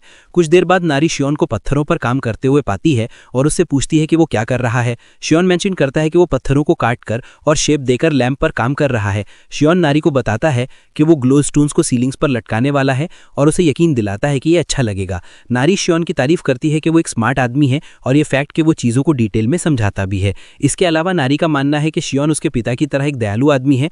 शियोन इस मौके का फायदा उठाते हुए उससे पूछता है कि क्या वो अपने डैडी के बारे में बात कर रही है जो कोकोनट ट्राइब में है। नारी भी साथ खेलने की कोशिश करती है और हाँ कहती है। थोड़ी देर बाद गू और मैंड्रागोरास के बीच लड़ाई हो जाती है क्योंकि उसे लगता है कि उन्होंने अपने इलाके पर कब्जा कर लिया है। बाद में किसियोक अपनी एक स्पेशल डिश टोफू पॉकेट्स बनाकर खत्म करता है। वो डिश सर्व करता है और ग्रुप से खाने का आग्रह करता है। भले ही शियोन खाने में इंटरेस्टेड है, वो किसियोक को बताता है कि वो जानना चाहेगा कि वास्तव में उसके चेहरे पर क्या हुआ। किसियोक मेंशन करता है कि वो प्रमोशन एग्जाम के लिए अप्लाई करने हंटर एसोसिएशन गया था, लेकिन वो कुछ ए रैंक हंटर से टकरा गया और उन्होंने उसे लगातार 7 साल फेल होने के लिए चिढ़ाया, जिससे अंततः लड़ाई हो गई। इससे पहले कि वो अपनी कहानी खत्म करता, ग्रुप अपना खाना खत्म कर चुका होता है और मांग रहा होता है। किसियोक मेंशन करता है कि हंटर्स ने उसे वहां घूमना बंद करने के लिए कहा क्योंकि वो एक टोटल फेलियर के अलावा कुछ नहीं है। किसियोक कहता है कि वे उसे उसके बालों के बारे में चिढ़ाते रहे, यही वजह है कि वो उनके तानों में आ गया और उनसे लड़ पड़ा। शियोन फिर उसे पूछता है कि क्या वो पूरी तरह से बाल्ड है या वो अपना सिर शेव करता है। जाहिर है उसका हेयर लॉस एक मेडिकल मिस्ट्री बना हुआ है जिसका कोई भी सॉल्यूशन नहीं निकाल पाया है। शियोन फिर उससे पूछता है कि अगला प्रमोशन एग्जाम कब है और किसियोक कहता है कि ये 90 दिनों में है। चूंकि उनके पास कम समय बचा है, शियोन सजेस्ट करता है कि ये उनके लिए स्पेशल ट्रेनिंग में शामिल होने का समय है। किसियोक ट्रेनिंग को लेकर उत्सुक है और वो शियोन को यकीन दिलाता है कि वो जो कुछ भी कहेगा वो करेगा। शियोन उसे ये कहकर चौंका देता है कि पहली चीज जो वो करने जा रहा है वो है नारी से बर्तन लेना। किसियोक अभी भी बर्तनों के बारे में रो रहा है जब शियोन उसे बताता है कि उसे बचे हुए ग्लो स्टोन्स को धोना है ताकि उन पर से वॉल्केनिक ऐश हट जाए। किसियोक ये सुनकर चौंक जाता है और वो शियोन को याद दिलाता है कि उसने स्पेशल ट्रेनिंग के बारे में कुछ मेंशन किया था। शियोन फिर उसे बताता है कि अगर वो अपनी बाकी की जिंदगी ट्रैश की तरह जीना चाहता है तो वो ट्रेनिंग को इग्नोर करने के लिए फ्री है। शियोन फिर नारी की ओर मुड़ता है, उसे बताता है कि उन्हें अपने डाइजेशन में मदद के लिए फिशिंग पर जाने की जरूरत है। नारी इसे लेकर एक्साइटेड है और दूसरी ओर किसियोक समझ जाता है कि शियोन के पास उसे बर्तन धोने के लिए कहने का कोई कारण होगा। कंप्लेन करने के बजाय किसियोक बर्तनों पर लग जाता है क्योंकि वो एक ऐसा आदमी है जिसने बी क्लास तक पहुंचने के लिए बहुत मेहनत की थी। किसियोक अपने पास मौजूद सभी अच्छे गुणों के बारे में खुद की तारीफ करने में एक पल भी बर्बाद नहीं करता है। किसियोक नारी और शियोन के पीछे भागता है और वो नदी पर उनसे जुड़ जाता है। जबकि नारी और शियोन मछली पकड़ने की कोशिश कर रहे हैं, किसियोक बर्तन धोने में बिजी है, लेकिन उसे मछली के साथ मुश्किल हो रही है। जाहिर है उसकी तरह की पावर उसके लिए एक्वेटिक एनिमल से डील करना मुश्किल कर देती है। शियोन किसियोक से पूरी तरह डिसअपॉइंटेड है और वो उसे बताता है कि उसके माना के अपने यूज हैं। वो उसे अपने माना से एक शील्ड बनाने के लिए कहता है और किसियोक मेंशन करता है कि वो हमेशा कोशिश करता है लेकिन ये कभी काम नहीं किया। ये सुनकर शियोन एक ग्लो स्टोन पकड़ता है और किसियोक को उसे पकड़ने के लिए कहता है। किसियोक हैरान है कि उसे अचानक एक ग्लो स्टोन पकड़ने के लिए कहा गया है, लेकिन तभी पत्थर उसकी बांह से गिर जाता है। तब उसे एहसास होता है कि पत्थर मूल रूप से अपने कोर में डेमोनिक एनर्जी है और वो उसे पकड़ने के लिए पर्याप्त ताकत नहीं लगा सकता है। शियोन कहता है कि किसियोक सही है क्योंकि कुछ ग्लो स्टोन्स में कंडेंस डेमोनिक एनर्जी होती है और डीमन रेल्म से demonic energy draw unrefined power है। शियोन समझाता है कि उसे अपनी पावर का ठीक से इस्तेमाल करने से पहले उसे बाहर धकेलने के लिए रिफाइंड माना का इस्तेमाल करना होगा। शियोन किसियोक को बताता है कि उसके शरीर में बहुत सारा माना है, लेकिन वो बस इसे कंट्रोल करने में अनस्किल्ड है। वो शियोन की छाती पर एक पॉइंट टैप करता है और उसे पूछता है कि क्या उसके शरीर में एक रास्ता खुल गया है। जैसा कि शियोन ने कहा, किसियोक महसूस कर सकता है कि माना उसके माध्यम से बढ़ रहा है और शियोन उसे उस रास्ते का पालन करने का आग्रह करता है जिसे उसने अभी खोला है। शियोन फिर उसे अपने माना पर फोकस करने के लिए कहता है जब वो ग्लो स्टोन उठाने की कोशिश कर रहा है। किसियोक जैसा कहा गया वैसा करता है और पत्थर के साथ थोड़ा स्ट्रगल करने के बाद वो आखिरकार उसे उठाने में सक्षम हो जाता है। किसियोक इम्प्रेस्ड है कि बर्तन धोना और पत्थरों को धोना सब शियोन के प्लान का हिस्सा था। चूंकि किसियोक इसे करने में खुश है, शियोन उसे अपना माना चैनल करने के लिए कहता है और साथ ही बर्तनों का ध्यान रखने के लिए भी। पूरी सिचुएशन को लेकर एक्साइटेड किसियोक शियोन को यकीन दिलाता है कि वो जो कुछ भी कहेगा वो करेगा। शियोन भी उसके डिटर्मिनेशन और पक्की इच्छा शक्ति से इम्प्रेस्ड है क्योंकि अंदर ही अंदर शियोन कॉन्फिडेंट है कि किसियोक इसे करने में सक्षम है। उस रात शियोन सीलिंग में ग्लो स्टोन लटकाता है और ये एक अच्छे लैंप का काम करता है। जबकि बाकी सब सो रहे हैं, गू अंडे के साथ अकेला है क्योंकि वो दिन में पहले सो गया था और उसके शरीर में अब नींद जैसी कोई चीज़ नहीं है। अचानक वो नारी को एक ज़ॉम्बी की तरह अपनी नींद से उठते हुए देखता है और वो घर से बाहर चलना शुरू कर देती है। सरप्राइजिंगली नारी अपने कपड़ों की देखभाल करने के लिए घर से बाहर निकलती है क्योंकि वे गंदे हैं। शियोन और गू दूर से खड़े होकर सोचते हैं कि लड़की आधी रात को लॉन्ड्री क्यों कर रही है। गू का मानना है कि उसे ऐसा करने की ज़रूरत थी क्योंकि वो एक लड़की है और उसके पास कोई और कपड़े नहीं हैं। कुछ ही पलों में नारी पानी से बाहर निकलती है इस खुशी के साथ कि उसने अपनी लॉन्ड्री कर ली है और अब वे साफ हैं। वो अपनी छोटी सी जीत का जश्न मना रही है जब शियोन बाहर निकलता है, ये एक्ट करते हुए कि वो ताज़ी हवा लेने के लिए बाहर आया है। जब नारी उससे पूछती है कि वो बाहर क्या कर रहा है तो वो दावा करता है कि वो गू के साथ वॉक पर है। शियोन उससे भी पूछता है कि क्या वो वॉक पर है और वो नर्वस होकर हाँ कहती है। शियोन फिर नारी को स्थिर रहने के लिए कहता है और वो उसकी कमर पर एक बेल्ट और उसका फूल लगाता है। नारी को नया एडिशन पसंद आता है क्योंकि ये उसे कूल दिखाता है। अचानक उन्हें जंगल से कुछ इरिटेटिंग सुनाई देता है और ये नारी को डरा देता है, लेकिन शियोन उसे यकीन दिलाता है कि उसे चिंता करने की कोई बात नहीं है क्योंकि ये सिर्फ एक ग्रास हॉपर है। वे घर वापस चलना शुरू करते हैं और शियोन नारी से पूछता है कि क्या उसे किसी और चीज़ की ज़रूरत है, जैसे कि कपड़े और जूते। नारी फिर कहती है कि वो उन चीज़ों से खुश है जो शियोन ने उसे पहले ही दे दी हैं। बाद में शियोन एक अच्छा आउटफिट पहने लेकिन बिना जूतों के डीमन रिल्म से बाहर निकलता है।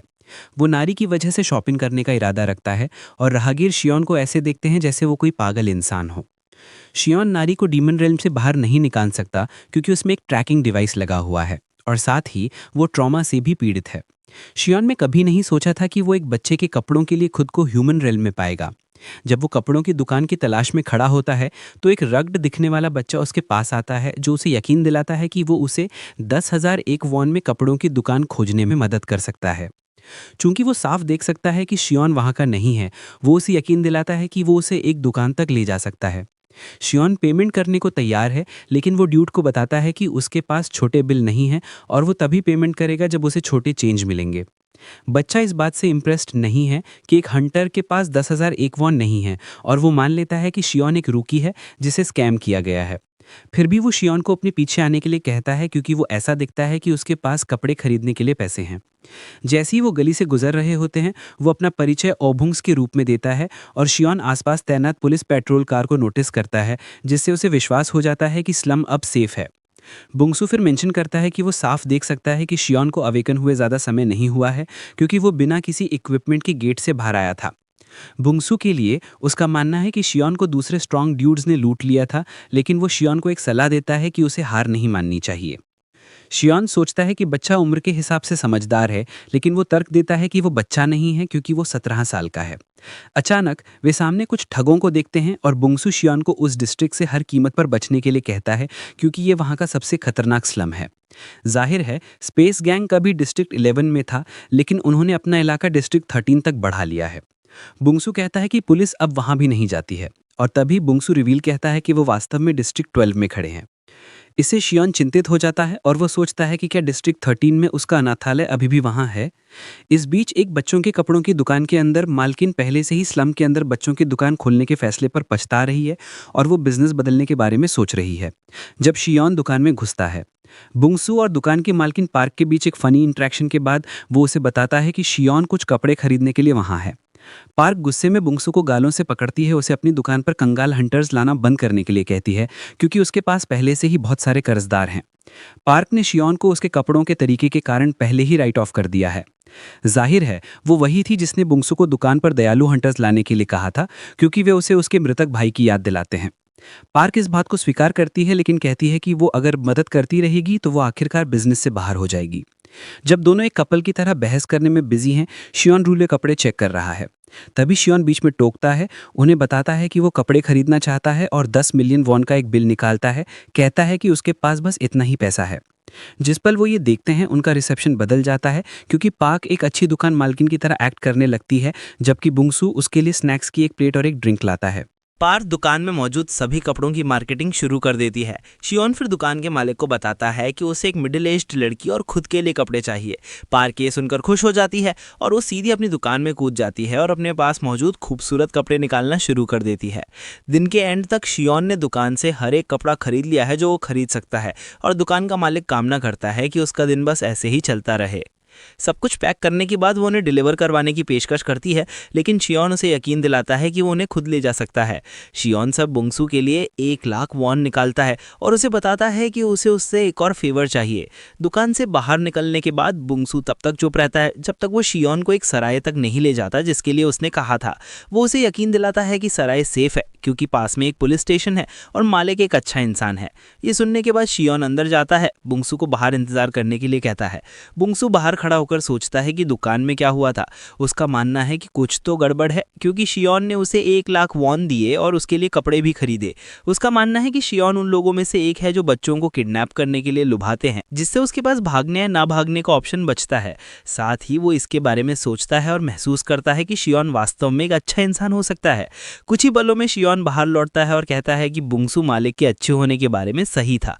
अचानक वो बुंगसू को एक चाबी देता है, कहता है कि वो साफ देख सकता है कि वो सड़कों पर रह रहा है। शियोन ने 1 साल का किराया एडवांस में दे दिया है ताकि वो वहां रहना शुरू कर सके और इसके अलावा उसने उसकी मील्स के लिए भी पेमेंट कर दिया है। शियोन बुंगसू को ये सुनिश्चित करने के लिए कहता है कि वो ठीक से खाए और सब कुछ निपटाने के बाद वो बुंगसू को बताता है कि वो जा रहा है। जैसे ही शियोन डीमन रेल में वापस जाने के लिए गेट में घुसने वाला होता है, बुंगसू उससे पूछने के लिए मजबूर हो जाता है कि क्या उसका कोई गलत इरादा है क्योंकि वो उससे उसी दिन मिला था। बुंगसू को यकीन नहीं हो रहा है कि शियोन ने उसके लिए इतनी अच्छी चीज़ें की और शियोन उसे बताता है कि उसने जो कुछ भी किया उसने उसे याद दिलाया कि चीज़ें कैसी हुआ करती थीं। शियोन मेंशन करता है कि वो भी कभी बुंगसू जैसा ही था, भले ही ये बहुत समय पहले की बात हो। इसके साथ शियोन डीमन रेल में कदम रखता है और जब तक वो लौटता है, नारी पहले से ही चिंतित है क्योंकि शियोन बिना कुछ कहे बाहर चला गया था। शियोन फिर मेंशन करता है कि वो नारी के लिए गिफ्ट्स लेने गया था। वो बैग उसके पास गिराता है और ये एसेंशियली अच्छे कपड़ों से भरा होता है। नारी उन अच्छे कपड़ों को लेकर सुपर एक्साइटेड है जो शियोन ने उसके लिए खरीदे हैं और वो उसे उन्हें घर में ले जाकर ट्राई करने का आग्रह करता है। एक क्विक रिवीलेशन में ये किसी और के कपड़े थे जो शियोन ह्यूमन वर्ल्ड जाने के लिए उधार लेकर गया था और वापस आते समय उसने उसके लिए कुछ भी नहीं लिया। बाद में शियोन कपड़े फोल्ड करने बैठता है जबकि नारी कुछ ट्राई करती है। शियोन खुश है कि नारी उन कपड़ों को लेकर एक्साइटेड है जो उसने उसके लिए खरीदे हैं और वो उन्हें पहनते हुए क्यूट भी लग रही है। कुछ ट्राई करने के बाद वो आखिरकार अपना बेस्ट वाला चुनती है जो बीच में चेक ड्राइंग वाला है और वो दावा करती है कि ये गू जैसा दिखता है। गू को यकीन नहीं हो रहा है कि उसे एक कपड़े पर एक डल चिकन ड्राइंग से कंपेयर किया जा रहा है। शियोन फिर उसे बाकी के कपड़े खुद फोल्ड करने का मौका देता है और वो खुशी खुशी से स्वीकार कर लेती है। गू फिर मेंशन करता है कि शियोन जो सारे कपड़े लाया है उनके लिए घर में कोई जगह नहीं है। शियोन कहता है कि वो इस बारे में सोच रहा है और उसका सोल्यूशन ये है कि वे घर को एक्सपैंड करने जा रहे हैं ताकि वो एक वॉक इन क्लॉजेट बना सके और फिर एक बिल्ट इन वार्डरोब इंस्टॉल कर सकें। गू को चिंता है कि इसके लिए उन्हें पेड़ काटना शुरू करना होगा, लेकिन शियोन उसे बताता है कि उसके पास परफेक्ट व्यक्ति है जो उनकी मदद करेगा। तभी वो किसी को बुलाता है, उसे बताता है कि उसके पास उसके लिए एक और स्पेशल ट्रेनिंग है। किसी को बुलाए जाने पर एक्साइटेड है और वो शियोन को इन्फॉर्म करता है कि उसने अपना ट्रेनिंग आउटफिट साफ कर लिया है और इससे वो शियोन के फटे पुराने आउटफिट के बारे में बात कर रहा है। किसी को मेंशन करता है कि ये पॉइजन में भीगा हुआ है और क्योंकि उसे नहीं पता था वो इसे छूकर लगभग मर ही गया था। किसी का मानना है कि शियोन ने जानबूझकर आउटफिट पर पॉइजन छोड़ा था ताकि वो खुद को स्ट्रॉन्गर बनने के लिए ट्रेन कर सके। किसी को ये नहीं पता कि शियोन बस उसे धोने में बहुत आलसी था और अचानक वो किसी को बताता है कि वो उसे पहनने के लिए फ्री है। शियोन ये कहकर परफेक्ट कार्ड खेलता है कि ये परफेक्ट ट्रेनिंग यूनिफॉर्म बनेगा। वो उसे इसे पहनने और कुछ लकड़ी काटने के लिए कहता है। जो उकसाने वाला है बीच में आता है, कहता है कि वो उसके लिए लकड़ियां भी चुनेगा। किसी तुरंत चिंतित हो जाता है क्योंकि वो सिर्फ आउटफिट पहनकर ही मर सकता है और शियोन उसे पेड़ काटने के लिए कहकर इसे और मुश्किल बना रहा है। अचानक नारी घर के अंदर से उन पर चिल्लाती और कहती है कि अंडे के साथ कुछ गड़बड़ है। ग्रुप घर में घुसता है और शियोन का मानना है कि अंडा फूटने वाला है। यही वजह है कि मूवमेंट्स वायलेंट हो रहे हैं। किसी को चिंता है कि अंडे से एक डिजास्टर ग्रेड मॉन्स्टर निकलेगा, लेकिन नारी असहमत होती है और कहती है कि इससे एक क्यूट मॉन्स्टर निकलेगा। दोनों बहस कर रहे होते हैं जब अंडा फूटना शुरू होता है और जो पहले बाहर आता है वो कुछ बहुत ही शार्प पंजे होते हैं। ग्रुप क्यूरियस रहता है जब तक कि पूरा अंडा नहीं फूट जाता, अंदर की क्रीचर को रिवील करता है, लेकिन नारी और किसियोक पूरी तरह से कंफ्यूज्ड हैं क्योंकि ये क्रीचर ऐसा नहीं है जिसे उन्होंने पहले देखा हो। इसका शरीर एक सांप का है जबकि उसके पैर एक पक्षी की तरह दिखते हैं। क्रीचर टेबल से किसियोक के चेहरे पर कूदने में कोई समय बर्बाद नहीं करता और वो डर से लगभग मर ही जाता है। बाद में किसियोक अपने मास्टर के अनुरोध के अनुसार पेड़ काटना शुरू कर देता है। गू मॉनिटर और सुपरवाइज करने के लिए उसके सिर पर बैठता है और पेड़ काटते समय किसियोक को वास्तव में आउटफिट में मौजूद पॉइजन के कारण बहुत मुश्किल समय का सामना करना पड़ रहा है। किसियोक को यकीन नहीं हो रहा है कि शियोन उस डैम आउटफिट में पूरी तरह से घूम रहा था। दूसरी तरफ शियॉन ने कपड़े फोल्ड करने के बाद बस एक अच्छा समय बिताया। नारी फिर अपने हाथों में क्रीचर के साथ आती है। शियॉन को बताती है कि ये एक आज्ञाकारी और अच्छा क्रीचर लगता है। शियॉन का मानना है कि क्रीचर नारी के प्रति लॉयल है क्योंकि ये पता लगा सकता है कि वो वही थी जिसने उसकी जान बचाई थी। हालांकि सवाल ये है कि वे इसका नाम क्या रखेंगे। शियॉन फिर सजेस्ट करता है कि वे इसका नाम सासा रखें क्योंकि ये पार्ट स्नेक है। नारी अभी भी शियॉन के साथ इस पर डिस्कस कर रही है जब सासा कूदकर जंगल की ओर भाग जाता है। शियॉन खुश है कि दोनों एक साथ अच्छा समय बिता रहे हैं जो परिवार के लिए अच्छा है। शियॉन फिर गू को बताता है कि उसने सासा जैसा क्रीचर पहले कभी नहीं देखा है और गू भी यही कहता है, जिसका मतलब संभवतः यही है कि ये एक रेयर स्पीशीज है। हालांकि गू जानता है कि ये निश्चित है कि मॉन्स्टर वॉल्केनिक रीजन से है और इस वजह से उन्हें मैंड्रागोरा पर नज़र रखने की ज़रूरत है। जाहिर है कि वॉल्केनिक जोन के मॉन्स्टर्स प्लांट टाइप स्पीशीज़ को एक डेलिकेसी मानते हैं। बेसिकली वे जो भी प्लांट देखते हैं उसे चबा जाते हैं क्योंकि उस रीजन में प्लांट्स की कमी होती है। इसके अलावा उन्हें ऐसे प्लांट्स पसंद है जो स्ट्रॉन्ग डेमोनिक एनर्जी से भरे हों। इस वजह से गू कॉन्फिडेंट है कि मॉन्स्टर मैंड्रागोरा को खोदने की कोशिश करेगा ताकि वो उन्हें खा सके। जैसे कि गू ने प्रिडिक्ट किया था, मॉन्स्टर ने पहले ही मैंड्रागोरास के फील्ड में अपना रास्ता बना लिया है और उनके बीच एक घूरने का सिलसिला शुरू हो जाता है। नारी उन्हें रोकना चाहती है लेकिन शियॉन कहता है कि इसकी कोई ज़रूरत नहीं है। उसका मानना है कि वे मॉन्स्टर्स हैं और उन्हें अपने डिफरेंसेस को सुलझाने के लिए कम से कम एक बार एक दूसरे से भिड़ना होगा। क्योंकि सासा अभी भी काफ़ी छोटा है, शियॉन को नहीं लगता कि ये प्लांट्स के लिए बहुत खतरा है। तभी सासा सबसे छोटे मैंड्रागोरा पर निशाना साधता है लेकिन सबसे बड़ा वाला उसे ब्लॉक कर देता है। मैंड्रागोरा तुरंत एक डिफेंसिव फिर काउंटर अटैक फॉर्मेशन में कूद जाता है और जैसा कि उम्मीद थी, दूसरा मैंड्रागोरा काउंटर अटैक लॉन्च करता है। हालांकि सासा अपनी पूंछ से अटैक को ब्लॉक करता है जबकि वो मुस्कुराता हुआ दिखता है। हालांकि तीसरा वाला पहले ही सासा पर क्लोज डाउन करने का मौका यूज कर लेता है। अंत में मैंड्रागोरा सासा को पीटते हैं और वो रोना शुरू कर देता है। सासा भाग जाता है और शियॉन मेंशन करता है कि मैंड्रागोराज हामेई के पहले राउंड के विनर हैं। क्योंकि शो खत्म हो गया है, शियॉन सजेस्ट करता है कि अब ये समय है कि वे जो कर रहे थे उस पर वापस लौटें। 2 दिन बाद किसी और घर का एक्सटेंशन पूरा करता है और किसी और खुशी खुशी अपनी गाल से आंसू बहते हुए आउटफिट को फेंक देता है। वो सोचता है कि क्या उसने इसे अच्छी तरह से किया, लेकिन शियॉन आता है, उसकी तारीफ करता है कि उसने इसे उम्मीद से भी बेहतर किया है। नारी भी इम्प्रेस्ड है क्योंकि घर से फूलों की खुशबू आ रही है और ये गू द्वारा बिल्डिंग के लिए एरोमेटिक लकड़ी चुनने के कारण है। शियॉन कॉन्फिडेंट है कि वहां रखे सभी कपड़ों से भी अच्छी खुशबू आएगी। जब किसी और को पता चलता है कि शियॉन ने नए मॉन्स्टर को एक नाम दिया है जो सासा है, तो वो एक कथित रूप से बेहतर नाम का प्रपोजल रखता है। शियॉन उसे अपना प्रपोज नाम बताने के लिए कहता है और वो स्नेक चिक चुनता है, जो एक इंसान द्वारा सोचा जा सकने वाला सबसे डम नाम है। नारी अपना खुद का नाम सजेस्ट करती है लेकिन वो भी ट्रैश निकलता है। गू बातचीत में शामिल होना चाहता है और शियॉन उससे उसका असली नाम पूछने का फैसला करता है क्योंकि उसने दावा किया था कि उसका पहले एक नाम था। गू फिर खुलासा करता है कि उसका असली नाम रॉकी माउंटेन हूफ है, जो मूल रूप से उसकी पहचान को एक्सप्रेस करता है। शियॉन निराशा में आहें भरता है क्योंकि वो डल ब्रेन्स के एक झुंड के साथ रह रहा है। चूंकि कोई और बेहतर नाम नहीं सोच सकता, ग्रुप बस सासा पर ही अटकर रहता है। क्योंकि उन्होंने घर का एक्सटेंशन पूरा कर लिया है, गू शियॉन से पूछता है कि उनका अगला प्लान क्या है। शियॉन फिर बताता है कि उसने ह्यूमन रेल में रहते हुए क्या सोचा था। वो सजेस्ट करता है कि वे घर के चारों ओर एक मजबूत फेंस बनाएं ताकि मॉन्स्टर्स को अंदर आने से रोका जा सके, भले ही वो आसपास ना हो। किसी और घर को घूरता है और शक करता है कि क्या कोई भी या कोई मॉन्स्टर अपने सही होश में डरावने घर के पास आने की कोशिश करेगा। शियॉन फिर कहता है कि एक एस क्लास मॉन्स्टर या रोग हंटर्स आ सकते हैं। चूंकि वे लोगों को बाहर रखना चाहते हैं, गू कहता है कि इसे डेंस डिमोनिक एनर्जी वाले मटेरियल से बनाया जाना चाहिए और इसे पाने के लिए उन्हें कोस्टल एरिया में जाना होगा। जाहिर है कि वहाँ एक पीला क्वार्ट्ज है जो ब्लैक स्टोन से भी ज़्यादा हार्ड है। शियॉन पहले से ही इमेजिन करता है कि अगर वे उस पर ग्लो स्टोन्स भी लगाते हैं तो फेंस कितनी खूबसूरत लगेगी। जबकि नारी और गू कोस्टल एरिया जाने को लेकर एक्साइटेड हैं, किसी और को उसके बारे में एक बुरा सपना आ रहा है। किसी और डर से मरा जा रहा है, लेकिन तभी उसकी नाक से खून बहने लगता है, जिसका मतलब है कि उसे ह्यूमन वर्ल्ड लौटना होगा। किसी और इससे ज़्यादा खुश नहीं हो सकता क्योंकि ये सही समय पर हुआ। किसी और तुरंत शियॉन को बताता है कि उसे डेमोनिक एनर्जी के लिए दवाइयाँ लेने के लिए बाहर जाना है और शियॉन सहमत हो जाता है।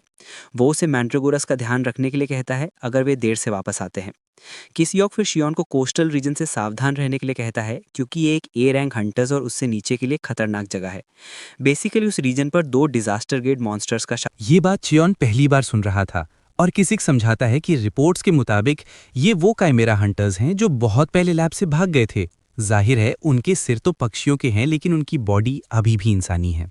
इसी बीच कुछ हंटर्स उन्हीं डिजास्टर क्लास मॉन्स्टर्स से भिड़ रहे होते हैं। वो एक डायरेक्ट ट्रैकिंग हिट मारते हैं जिससे मॉन्स्टर्स दूसरी दिशा में मुड़ जाते हैं। उन्हें लगता है कि मॉन्स्टर भाग रहा है और वो उसका पीछा करने का सुझाव देते हैं। हालांकि उनमें से एक कहता है कि उन्हें मॉन्स्टर्स के शेल्टर तक पहुंचने का इंतजार करना चाहिए और फिर उन्हें खत्म करना चाहिए। हंटर्स हैरान हैं कि 60 साल बाद भी ये मॉन्स्टर्स अभी तक मरे नहीं हैं। उनका मानना है कि काइमेरा पूरी तरह से मॉन्स्टर्स में बदल गए हैं और हंटर्स इन मॉन्स्टर्स को काइमेरा हंटर्स की महान उपलब्धि को धूमिल नहीं करने देंगे। अचानक वो नोटिस करते हैं कि मॉन्स्टर भाग नहीं रहा है बल्कि सीधे उनकी तरफ आ रहा है। टीम लीडर अपने आदमियों को आने वाले अटैक के खिलाफ एक बैरियर खड़ा करने का ऑर्डर देता है। हालांकि उनका बैरियर मॉन्स्टर के आगे ज्यादा कुछ नहीं कर सका क्योंकि उसने उसे एक ही झटके में चकनाचूर कर दिया। तब जाकर उन्हें एहसास होना शुरू होता है कि उन्होंने मॉन्स्टर की ताकत को गलत आंका है। मॉन्स्टर फिर से उन पर हमला करता है और उन्हें खत्म करने ही वाला होता है। तो तभी सीन में नारी की एंट्री होती है जो मॉन्स्टर को एक घूंसा मारती है और कहती है कि अपने साइज के लोगों से पंगा लो। मॉन्स्टर समझ जाता है कि नारी एक काइमेरा है और वो सिचुएशन को फिर से समझने के लिए पीछे कूद जाता है। नारी फिर चियोन से कहती है कि मॉन्स्टर हंटर्स को परेशान कर रहा है, लेकिन चियोन को लगता है कि असल में बात कुछ और है। तभी हंटर्स को पता चलता है कि मैकेनिकल काइमेरा उनके आसपास है। यहीं चियोन को एहसास होता है कि नारी में अभी भी एक ट्रैकिंग डिवाइस लगा हुआ है। इसके अलावा चियोन उस पक्षी के सिर वाले बंदे को जानता है। चियोन उस पर चिल्लाता है, उसे याद दिलाता है कि वे रूममेट्स थे, लेकिन उसे उसका टैग नंबर याद नहीं आ रहा। जब चियोन उस बर्ड हेड से बात कर रहा होता है तो हंटर सुझाव देते हैं कि अच्छा होगा कि वो पीछे हटकर इंसानी दुनिया में लौट जाएं। हालांकि उनका प्लान और मजबूत होकर वापस आने का है, और जैसे ही चियोन ये सुनता है वो समझ जाता है कि ये लोग आगे चलकर सिरदर्द बनने वाले हैं। बिना किसी झिझक के वो सुझाव देता है कि वो और बर्ड हेड इस सिचुएशन को संभाल लेंगे। पता चलता है कि वो पक्षी सच में उसका रूममेट था, नंबर 33। नंबर 33 भी चियोन से आने वाली गंध को पहचान लेता है और वो समझ जाता है कि वो नंबर 17 है। 66 साल पहले टीडीए लेबोरेटरी के पास एक जंगल में नंबर 33 एक छोटी लड़की को अपनी पीठ पर लादे लैब से भागने की कोशिश कर रहा था। जाहिर तौर पर उस छोटी लड़की का नाम तब जिया था और नंबर 33 उन दोनों को सुरक्षित निकालने के लिए स्ट्रगल कर रहा था। जैसे ही वे जंगल से भाग रहे होते हैं वे अचानक छोटे चियोन से टकरा जाते हैं जो नंबर 33 से कहता है कि उसने उसके साइड इफेक्ट्स के बारे में सुना है और ये कि वो और भी बुरे होते जा रहे हैं। चियोन ने उसे बताया कि अगर वो 3 दिन में वापस नहीं लौटा तो उसका अंत बुरा होगा क्योंकि डेटोनेशन स्पेल एक्टिवेट हो जाएगा और उसे मार देगा। हालांकि चियोन कहता है कि उसकी बहन जिया को अभी टर्मिनेट करने का कोई प्लान नहीं है। चियोन सुझाव देता है कि नंबर 33 को लैब में ही रहना चाहिए जहां उसे अपने साइड इफेक्ट्स के लिए सप्रेसेंट्स मिल सकते हैं ताकि वो थोड़े और दिन के लिए जी सके, भले ही एक दिन के लिए ही सही। नंबर 33 फिर चियोन से कहता है कि तुम कभी समझ नहीं पाओगे कि हम कैसा महसूस करते हैं क्योंकि तुम्हारे कोई साइड इफेक्ट्स नहीं है हमारी तरह, बाकी लोगों की तरह। नंबर 33 अपनी बहन को नीचे लिटाता है और चियोन से कहता है कि उससे सिर्फ आज़ादी से जीने की परवाह है और इसे पाने के लिए वो चियोन से लड़ने के लिए तैयार है ताकि वो उसके रास्ते से हट जाए। तभी चियोन उसके लिए डीमन रेल्म का एक गेट खोल देता है जिससे नंबर 33 चौंक जाता है क्योंकि उसने कभी उम्मीद नहीं की थी कि उसके पास गेट स्टोन होगा। बेसिकली वे जानते हैं कि अगर वे डीमन रेल्म में कदम रखते हैं तो उनके पास 2 ऑप्शन हैं, या तो उनके ह्यूमन सेल्स डिमोनिक एनर्जी से जहरीले हो जाएंगे या उनके मॉन्स्टर सेल्स डिमोनिक एनर्जी को एब्जॉर्ब करके एक्टिवेट हो जाएंगे। चियोन नंबर 33 को बताता है कि डीमन रेल्म उसके लिए सबसे अच्छा ऑप्शन है क्योंकि वो मरने तक आज़ादी से जीना चाहता है। बेसिकली अगर वे डीमन रेल्म में चले जाते हैं तो लैब का डेटोनेशन स्पेल एक्टिवेट नहीं होगा। नंबर 33 ने चियोन से पूछा कि क्या डीमन रेल्म में जिंदा रहने का कोई तरीका है और उसने उसे बताया कि उसे अपनी ह्यूमन बॉडी और माइंड को डिमोनिक एनर्जी से बचाने के लिए इनफ माना इकट्ठा करना होगा। चियोन मानता है कि उसकी करंट एबिलिटीज के कारण ये उसके लिए आसान नहीं होगा, लेकिन उसे पूरा यकीन है कि भविष्य अनिश्चितताओं से भरा हुआ है। नंबर 33 कहता है कि उसे शायद नहीं पता कि चियोन उनकी मदद क्यों कर रहा है, लेकिन वो फिर भी मदद ले रहा है। डीमन रेल में घुसने से पहले नंबर 33 कहता है कि वे 4 साल से रूममेट हैं, लेकिन अभी तक एक दूसरे का नाम नहीं जानते। तभी नंबर 33 आखिरकार बताता है कि उसका नाम यम है। अब चियोन प्रेजेंट में हंटर्स को माइंड कंट्रोल की स्टेट में डाल देता है ताकि उनकी यादें मिटा सके, और एक बार जब उसे एहसास होता है कि ये पूरी तरह से काम कर रहा है तो वो उन्हें जाने देता है। जाहिर है चियोन के शरीर में एक ओब्लिवियन हर्ब के सेल्स ट्रांसप्लांट किए गए हैं और ये हिप्नोसिस और मेमोरी लॉस का कारण बनता है। यम को विश्वास नहीं हो रहा है कि चियोन के शरीर में कितनी चीजें इंजेक्ट की गई थी सिर्फ इसलिए क्योंकि उसने कभी साइड इफेक्ट्स नहीं दिखाए। चियोन उस बन्ने को बताता है कि उसके जाने के बाद बहुत कुछ हुआ।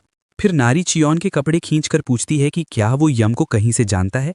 चूंकि वे नेटिव गेम खेल रहे हैं तो चियोन नारी को बताता है कि यम स्पैरो ट्राइब से है, जिससे यम खुद चौंक जाता है। चियोन नारी को चिढ़ाकर इसे और भी मजेदार बना देता है, पूछते हुए कि क्या स्पैरो ट्राइब और कोकोनट ट्राइब सहयोगी हैं। नारी जल्दी से जवाब देती है कि वास्तव में वे सहयोगी हैं। जब वे दोनों ये कह रहे होते हैं, यम पूरी तरह से कंफ्यूज रहता है और तभी नारी अपना सिर झुकाकर चियोन से माफी मांगती है, कहती हुई कि उसने उस पर हमला किया क्योंकि उसे लगा कि वो एक बुरा इंसान है। तभी नारी भूख की शिकायत करने लगती है और चियोन यम से पूछता है कि क्या उसके घर पे कुछ खाने को है। यम अभी भी उसके सामने हो रही पूरी चीज से कंफ्यूज है क्योंकि वो इस बात पर विश्वास नहीं करना चाहता कि चियोन एक बेटी पाल रहा है। कुछ ही देर में यम ग्रुप को अपने घर ले जाता है, जो एक असली पक्षी के घोंसले की तरह बना है। चियोन यम की तारीफ करता है, कहता है कि उसने अपना घर बहुत अच्छे से बनाया है। यम फिर ग्रिल्ड क्लैम्स की एक प्लेट लाता है जो उसने बनाई थी, जिसमें उसने डीमन बटरनट भी मिलाया था। सिर्फ देखने से ही ये बहुत स्वादिष्ट लग रहा है और जैसे ही गू और नारी इसे चखते हैं, वे खुद को फूड हेवन पाते हैं। यहाँ तक कि चियोन भी मानता है कि खाना सच में बहुत अच्छा है। यहाँ तक कि यम ने जो रेड मॉस मिलाया है वो भी। यम अपनी कुकिंग पर गर्व करता है क्योंकि उसने बताया कि रेड मॉस एक ऑल पर्पस मसाला है। यम उन्हें धीरे धीरे खाने के लिए कहने ही वाला होता है कि उसे नारी की ओर चिल्लाने की आवाज़ आती है। यम हार्ट अटैक से लगभग बेहोश हो जाता है क्योंकि उसके पास इंग्रीडिएंट्स खत्म हो गए हैं। चूंकि नारी को खाना इतना पसंद आया, उसने क्लैम्स पकड़ने जाने की पेशकश की ताकि यम फिर से डिश बना सके। यम फिर कहता है कि क्लैम्स पकड़ना उसके लिए थोड़ा खतरनाक हो सकता है, लेकिन नारी ये वादा करते हुए भाग जाती है कि वो जितने पकड़ सकती है उतने पकड़ेगी क्योंकि वो जी भरकर खाना चाहती है। जब बच्चे चले जाते हैं तो बड़े लोग उसके जाने के बाद के परिणामों पर चर्चा करने के लिए रह जाते हैं। यम ये सुनकर इम्प्रेस हो जाता है कि चियोन असल में अपने अंदर के इमॉर्टैलिटी सेल्स की बदौलत जिंदा वापस आ गया। यम फिर चियोन से पूछता है कि क्या उसका लेबोरेटरी वापस जाने का कोई प्लान है। चियोन कबूल करता है कि कभी कभी उसे ऐसा महसूस होता है, लेकिन उसे लगता है कि उसकी ज़िंदगी पहले से ही अच्छी है, इसलिए उसे चीज़ों में जल्दबाजी करने की ज़रूरत नहीं है। चियोन फिर यम से पूछता है कि क्या उसका भी बदला लेने का कोई प्लान है। यम बताता है कि चियोन के शरीर में जो स्पेल थे वे शायद उसके जिंदा होने के बाद गायब हो गए होंगे, लेकिन उनके लिए ऐसा नहीं कहा जा सकता। उनके शरीर में अभी भी डेटोनेशन स्पेल हैं। यम को पूरा यकीन है कि जैसे ही वे इंसानी दुनिया में लौटेंगे वे फट जाएंगे। चियोन नोटिस करता है कि यम अपने पंखों को कंट्रोल कर सकता है, लेकिन वो उसके सिर के बारे में पूछता है और क्या वो कभी नॉर्मल हुआ है। यम फिर बताता है कि वो असल में इसे वापस बदल सकता है, लेकिन वो जानबूझकर इसे ऐसा ही रख रहा है। जाहिर है उसकी बहन का चेहरा बदल गया है और अगर वो नॉर्मल दिखेगा तो उसकी बहन को निश्चित रूप से बुरा लगेगा। तभी चियोन यम से एक नाजुक सवाल पूछता है, जो ये है कि क्या वो जानता है कि उसके पास जीने के लिए सिर्फ 1 महीना बचा है। यम इससे हैरान नहीं है क्योंकि वो ये पहले से जानता है। यम मानता है कि जब वो पहली बार डीमन रेल में आया था तो ये मुश्किल था और उसे सिर्फ जिंदा रहने के लिए माना इकट्ठा करना पड़ा। बाद में उसे लगा कि उसका माना और डिमोनिक एनर्जी एक ही लेवल पर है और इस वजह से यम लंबे समय तक शांति से रहा। हालांकि कुछ समय पहले कुछ भयानक हुआ। जिया का माना होल उलझ गया और उसकी डिमोनिक एनर्जी बेकाबू होने लगी। यम कहता है कि उसने जबरदस्ती से खोलने की कोशिश की, लेकिन इस प्रोसेस में उसका अपना माना होल मैनेज हो गया। यम कहता है कि वो इसे मैनेज कर रहा है, लेकिन जिया सो रही है क्योंकि वो स्लीपिंग पॉइजन वाले फल खाना पसंद करती है। चियोन समझ जाता है कि जिया जानबूझकर खुद को कोमा जैसी स्टेट में रखती है ताकि उसके सिस्टम को तबाह कर रही डिमोनिक एनर्जी को धीमा कर सके। तभी चियोन को याद आता है कि एक पोशन है जिसे मैंड्रागोरा से बनाया जा सकता है ताकि माना होल को ठीक किया जा सके। चियोन समझ जाता है कि यम ये नहीं जानता था, इसलिए उसने ऐसा नहीं किया है। इस बीच जिया गुफा में मुश्किल समय बिता रही है। यम ये जानकर पूरी तरह से चौंक जाता है कि वो दोनों जी सकते हैं। चियोन यम की अज्ञानता के लिए उसे दोष नहीं देता क्योंकि वो सब इसलिए जानता था क्योंकि उसने 15 साल की उम्र में लैब में फार्माकोलॉजी की पढ़ाई की थी। वो उसे बताता है कि उसे बस मैंड्रागोरा की बची हुई जड़ों से बने रिफाइंड वाटर को पीना है। चियोन हमेशा सोचता था कि बची हुई जड़ें बेकार हैं, लेकिन वे असल में अंडरग्राउंड डिमोनिक एनर्जी को एब्जॉर्ब करती हैं, फिर नई एंटिटीज में अंकुरित होती हैं, यहाँ तक कि और भी ज़्यादा मल्टीप्लाई होती हैं। ये अपने आप में ही वाइटैलिटी का एक सोर्स है। इस वजह से इसकी बची हुई जड़ों से बना कोई भी रिफाइंड वाटर माना होल्स को रीजनरेट करने में शानदार असर दिखाता है। चियोन ने कभी नहीं सोचा था कि ये उसके काम आएगा, लेकिन वो शुक्रगुजार है। वो असल में मैंड्रागोरा उगा रहा है। चियोन फिर यम से कहता है कि वो उसके लिए कुछ लेने जाएगा। यम सुनकर चौंक जाता है कि चियोन रिफाइंड वाटर लेने के लिए ह्यूमन रेल में जाने को तैयार है। चियोन जाहिर सी बात बताता है कि यम उस पर लगे कर्ज की वजह से नहीं जा सकता, इसलिए उसे ही जाना होगा।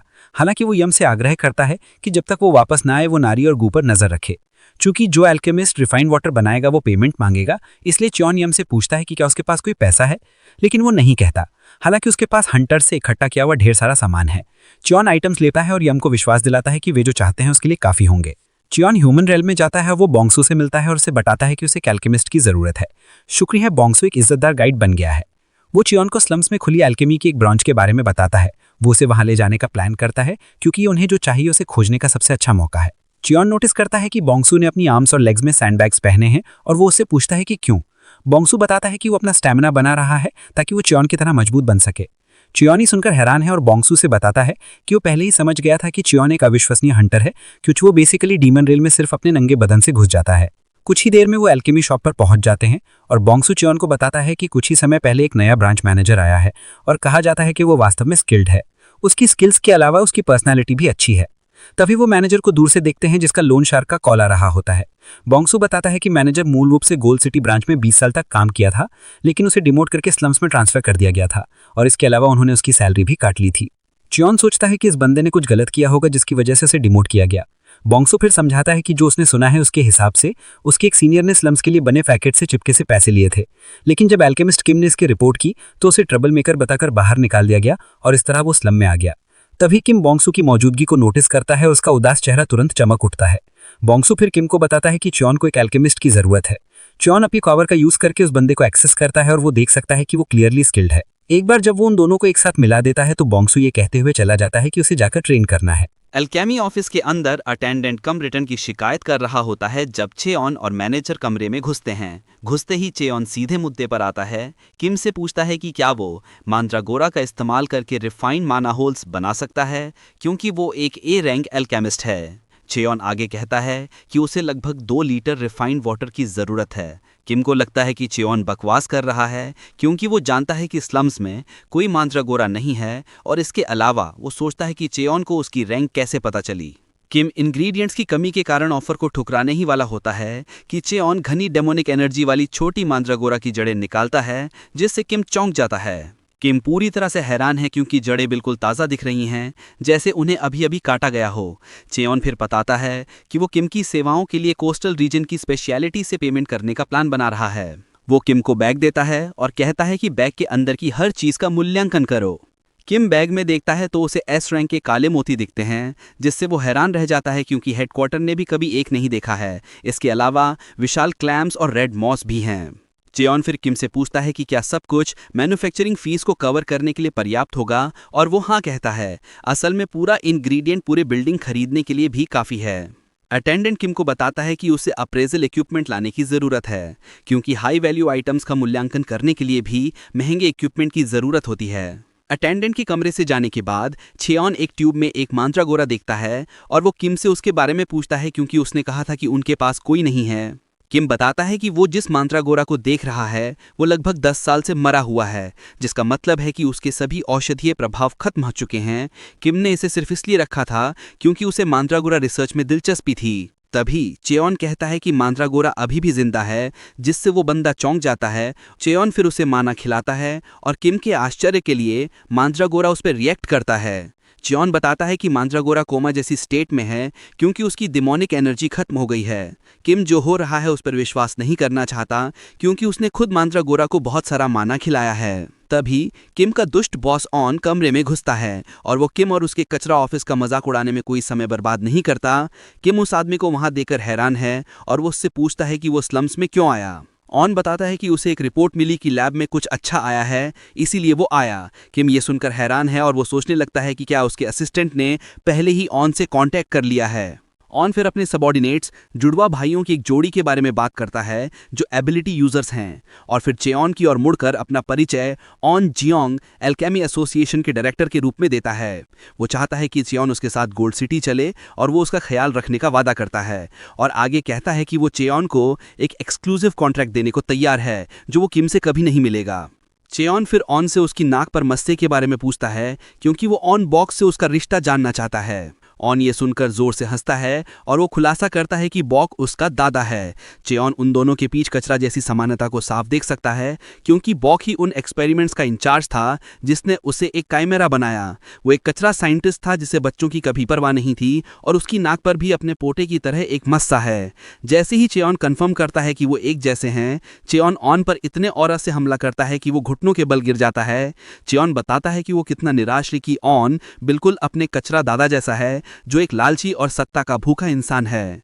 ऑन सच में कंफ्यूज्ड है और चेओन तय करता है कि उसके पास एक सिंपल सा सवाल है जो ये तय करेगा कि वो जिएगा या मरेगा। अपनी आंखों में इतनी फ्यूरी के साथ चेओन पूछता है कि क्या TDA लेबोरेटरी अभी भी मौजूद है। ऑन जवाब देता है कि उसे नहीं पता कि चेओन किस बारे में बात कर रहा है, जिससे चेओन उससे फिर से पूछता है कि क्या वो सच में काइमेरा रिसर्च लैब के बारे में नहीं जानता, जहां बॉक एक सीनियर रिसर्चर के रूप में काम करता था। किम कहीं पीछे छिपा हुआ है और वो ये सुनकर हैरान है कि शांति पुरस्कार जीतने वाले बॉक ने असल में एक इल्लीगल लैब में काम किया था। अभी भी फर्श पर ऑन चेओन को डांटता है, कहता है कि वो उसके दादा का नाम खराब ना करे क्योंकि उसने यूनिवर्सिटी में अगली पीढ़ी को पालने के लिए कड़ी मेहनत की थी। रिटायर होने के बाद भी उसने अपनी सारी संपत्ति गेट पीड़ितों के परिवारों को दान कर दी थी, जिसकी वजह से उसे शांति पुरस्कार मिला था। चेओन समझ जाता है कि बॉक ने पर्दे के पीछे इतने लोगों को मारने के बाद सार्वजनिक तौर पर पश्चाताप करने का फैसला किया। वो उम्मीद कर रहा था कि वो अभी भी जिंदा होगा क्योंकि वो एक अवेकन था, लेकिन वो इतनी जल्दी मर गया। चेओन फिर पूछता है कि क्या ये खिड़की से गिरने का आफ्टर इफेक्ट था, और ये अमोन को चौंका देता है क्योंकि ये घटना पब्लिक को नहीं पता थी और वो इसके बारे में उत्सुक है। और चेओन बताता है कि वही था जिसने बॉक को खिड़की से धक्का दिया था क्योंकि उसने किडनैप किए गए बच्चों को काइमेरा में तब्दील कर दिया था। उसने उन्हें गेट में धकेलने की धमकी दी थी, लेकिन चेओन ने पहले ही एक्शन ले लिया और उसने उस बंदे को खिड़की से धक्का दे दिया। चेओन फिर ऑन को बताता है कि वो उसे सिर्फ एक मौका देगा। वो चाहता है कि ऑन वापस जाके TDA रिसर्च लैब के बारे में पता लगाएं। चेओन ऑन को बताता है कि जब सही वक्त आएगा तो वो उसे खोजने के लिए वहां होगा। चेओन हैरान है कि वो बॉक की औलाद से स्लम्स में मिला। उसे याद है कि कैसे उन्होंने उसे 9 साल की उम्र में दर्दनाक एक्सपेरिमेंट के अधीन किया था और उसके 20 के अंत में उसके शरीर पर मॉन्स्टर के हिस्से दिखने लगे थे। उस पॉइंट से उसे याद नहीं कि क्या हुआ था। वो समझ गया कि वो बेसिकली बिना सोचे समझे ऑर्डर्स और इंस्टिंक्ट्स को फॉलो कर रहा था। उसे अचानक एहसास हुआ कि लैब का नाम शायद बदल गया होगा क्योंकि बहुत टाइम हो गया है। थोड़ी देर बाद किम अपनी लैब से उस रिफाइंड वाटर के साथ लौटता है जो उसे चाहिए। चेओन इम्प्रेस है कि उसने उसे बहुत तेजी से किया, भले ही वो एक A रैंक एल्केमिस्ट है। किम बताता है कि इंग्रेडिएंट्स इतने अच्छे थे कि सब कुछ स्मूथली हो गया। तभी चेओन किम से पूछता है कि क्या वो उसके साथ एक पर्सनल कॉन्ट्रैक्ट साइन करने को तैयार होगा, और वो उसे बचे हुए इंग्रेडिएंट्स देने का वादा करता है। किम ये सुनकर चौंक जाता है जब चेओन उनसे उन महंगी इंग्रेडिएंट्स के अलावा एक एक्सक्लूसिव कॉन्ट्रैक्ट ऑफर करता है। जब किम ये सुनता है तो उसकी आंखों से खुशी के आंसू गिरने लगते हैं, जिससे चेओन कंफ्यूज हो जाता है क्योंकि उसे लगता है कि उसने उस बंदे को एक बुरी डील ऑफर की है। किम फिर बताता है कि वो मूल रूप से स्लम्स से था और जब वो छोटा था तो उसके माता पिता ने एक बड़ा प्राइवेट लोन लिया था। उसने वादा किया था कि वो इसे चुका देगा, लेकिन चाहे उसने कितनी भी कोशिश की वो हमेशा एक ही जगह फंसा रहा। चेओन ने जो अभी उसके लिए किया है वो सबसे बड़ी दया मानी जाती है, जिससे वो सोचने लगता है कि वो इसका कितना बदला चुका सकता है। चेओन को विश्वास नहीं हो रहा है कि वो बंदा पहले से ही उसे वापस चुकाने के बारे में सोच रहा है। चेओन फिर किम को बताता है कि वो बस इतना चाहता है कि वे एक साथ काम करते रहें। चेओन जानता है कि भविष्य में उसे किम से और भी चीज़ों की ज़रूरत होगी। चूंकि उसका काम हो गया है वो समझता है कि अब वापस जाने का समय आ गया है, लेकिन वो उम्मीद करता है कि उसकी एब्सेंस में कुछ गलत न हुआ हो। जैसा कि उसे डर था, जिया बेकाबू हो गई थी और उसने यम को बुरी तरह पीटा था। पीटते हुए भी यम बच्चों को सुरक्षित रखने के अपने वादे पर अड़ा हुआ है। यम आखिरकार अपनी बहन के साथ एक भयंकर लड़ाई में शामिल होने का फैसला करता है और वो बड़ी तेजी से उसकी ओर बढ़ता है। वो उसे जमीन पर गिरा देता है, लेकिन अचानक एक अजीब बैरियर उसे ढक लेता है। यम सोच रहा है कि क्या हो रहा है जब उसे आखिरकार एहसास होता है कि चेओन ही था जिसने उसे रोकने के लिए उस पर एक जेलीफिश कवरिंग डाली थी। हर कोई चेओन के आने से राहत महसूस करता है और यम उससे पूछता है कि क्या उसे दवा मिल गई। चेओन उसे विश्वास दिलाता है कि वो उसे अपने साथ लाया है। वो उसे जिया को एक बोतल देने और दूसरी खुल लेने के लिए कहता है। दवा पीने के बाद जिया शांत हो जाती है और वो बाद में रात में उठती है जब नारी उसके बगल में सो रही होती है। जिया खड़ी हो जाती है, सोचती है कि ये एक सपना है, जब तक कि वो यम व चेओन को आग के पास एक साथ बैठे नहीं देखती। जब चेओन जिया की ओर मुड़कर देखता है तो वो लगभग बेहोश हो जाती है और चिल्लाती है, पूछती है कि चेओन कौन है। जिया की चीख नारी को नींद से जगा देती है और वो उसके साथ दोस्ताना व्यवहार करने में कोई समय बर्बाद नहीं करती। यम फिर जिया से अपना मानाहुल चेक करने के लिए कहता है और जब वो ऐसा करती है तो उसे एहसास होता है कि ये पूरी तरह से ठीक हो गया है। इसके अलावा उसका चेहरा नॉर्मल हो गया है। जिया ये देखकर हैरान है और वो यम से पूछती है कि उसने उनके घर पर लोगों को कहाँ से पाया। यम हैरान है कि वो चेओन को नहीं पहचान रही है जबकि वही उसे देखने के लिए रोती रही थी। यम समझता है कि बहुत समय हो गया है इसीलिए वो उसे नहीं पहचान रही है। हालांकि एक अच्छी नज़र के बाद जिया को आखिरकार एहसास होता है कि चेओन नंबर 17 है। वो अपने भाई के पास दौड़कर कंफर्म करती है कि क्या वो सच में नंबर 17 को देख रही है और वो हाँ कहता है। दोस्ताना व्यवहार करने की बजाय चेओन ऑरा दिखाने का फैसला करता है ये पूछकर कि क्या और रेड मॉस है। यम जवाब देता है कि अब और रेड मॉस नहीं है, लेकिन जिया हैरान नहीं है क्योंकि चेओन हमेशा सबसे कम सहानुभूति वाला व्यक्ति था। फिर भी वो अपना मास्क उतारकर चेओन को अब तक किए गए हर काम के लिए धन्यवाद देती है। अचानक नारी समुद्र में कुछ चमकता हुआ नोटिस करती है और जिया बताती है कि ये एक सी फेरी है। जाहिर है वो बेसिकली सी हॉर्स हैं जो समुद्र की गहराई में रहते हैं, लेकिन जिया और यम ने उन्हें सी फेरी का निकनेम दिया था क्योंकि वे उनके साथ खेलते समय परियों की तरह दिखते थे। जाहिर है सी हॉर्स केवल रात में बाहर आते हैं और सुबह होने पर वापस लौट जाते हैं। जिया बताती है कि अगर वे सी फेरीज का पीछा करते हैं तो उन्हें एक पीला चमकता हुआ क्वार्ट्ज मिल सकता है। यहीं च्योन को एहसास होता है कि वो अपना मुख्य उद्देश्य पूरी तरह से भूल गया है। च्योन फिर पूछता है कि सूरज कब उगेगा और जिया कहती है कि ये बहुत जल्दी निकल आएगा। चूंकि ऐसा है इसीलिए च्योन फैसला करता है कि उसे तैरने के लिए जाने की जरूरत है। इस बीच बाहर साइंटिस्ट ने मैकेनिकल काइमेरा की अंतिम ज्ञात लोकेशन को कोस्टल रीजन के रूप में रिकॉर्ड किया है। साइंटिस्ट एक मीटिंग कर रहे होते हैं जब ऑन म्योंगडुंग को कॉल करता है। उससे पूछता है कि क्या वो टीडीए लैबोरेटरी के बारे में कुछ जानता है। म्योंगडुंग कहता है कि उसने उस लैब के बारे में नहीं सुना है और ऑन बताता है कि ये एक इलीगल लैब थी जो बहुत पहले चलाई जाती थी। म्योंगडुंग ऑन को ये बताने की कोशिश करता है कि हानबिट रिसर्च लैब उस तरह की चीजें नहीं करती है जिसकी वो तलाश कर रहा है। म्योंगडुंग बताता है कि बॉक ने हमेशा उसे एक ईमानदार और सच्चा रिसर्चर बनने के लिए कहा था। कॉल के बाद म्योंगडुंग सोचने लगता है कि ऑन को इलीगल लैब के बारे में कैसे पता चला। कुछ ही देर में उसका एक अटेंडेंट कमरे में घुस आता है। उसे बताता है कि वे लिक्विड मेटल मैंड्रागोरा बनाने में सफल हो गए हैं। म्योंगडुंग अपनी नई क्रिएशन के बारे में खुश है क्योंकि मैंड्रागोरा रिश्तेदारी के मामले में काफी असाधारण होते हैं। उसे खुशी है कि उसने थोड़ा लिक्विड मेटल पीछे छोड़ दिया था। उसे पूरा यकीन है कि मेटल मैंड्रागोरा नारी के पीछे जाएगा और उसे जल्दी से ढूंढ लेगा। वो फिर ऑर्डर देता है कि वे नारी पर इनाम तिगुना कर दें और सभी A क्लास हंटर्स को भी लगा दें।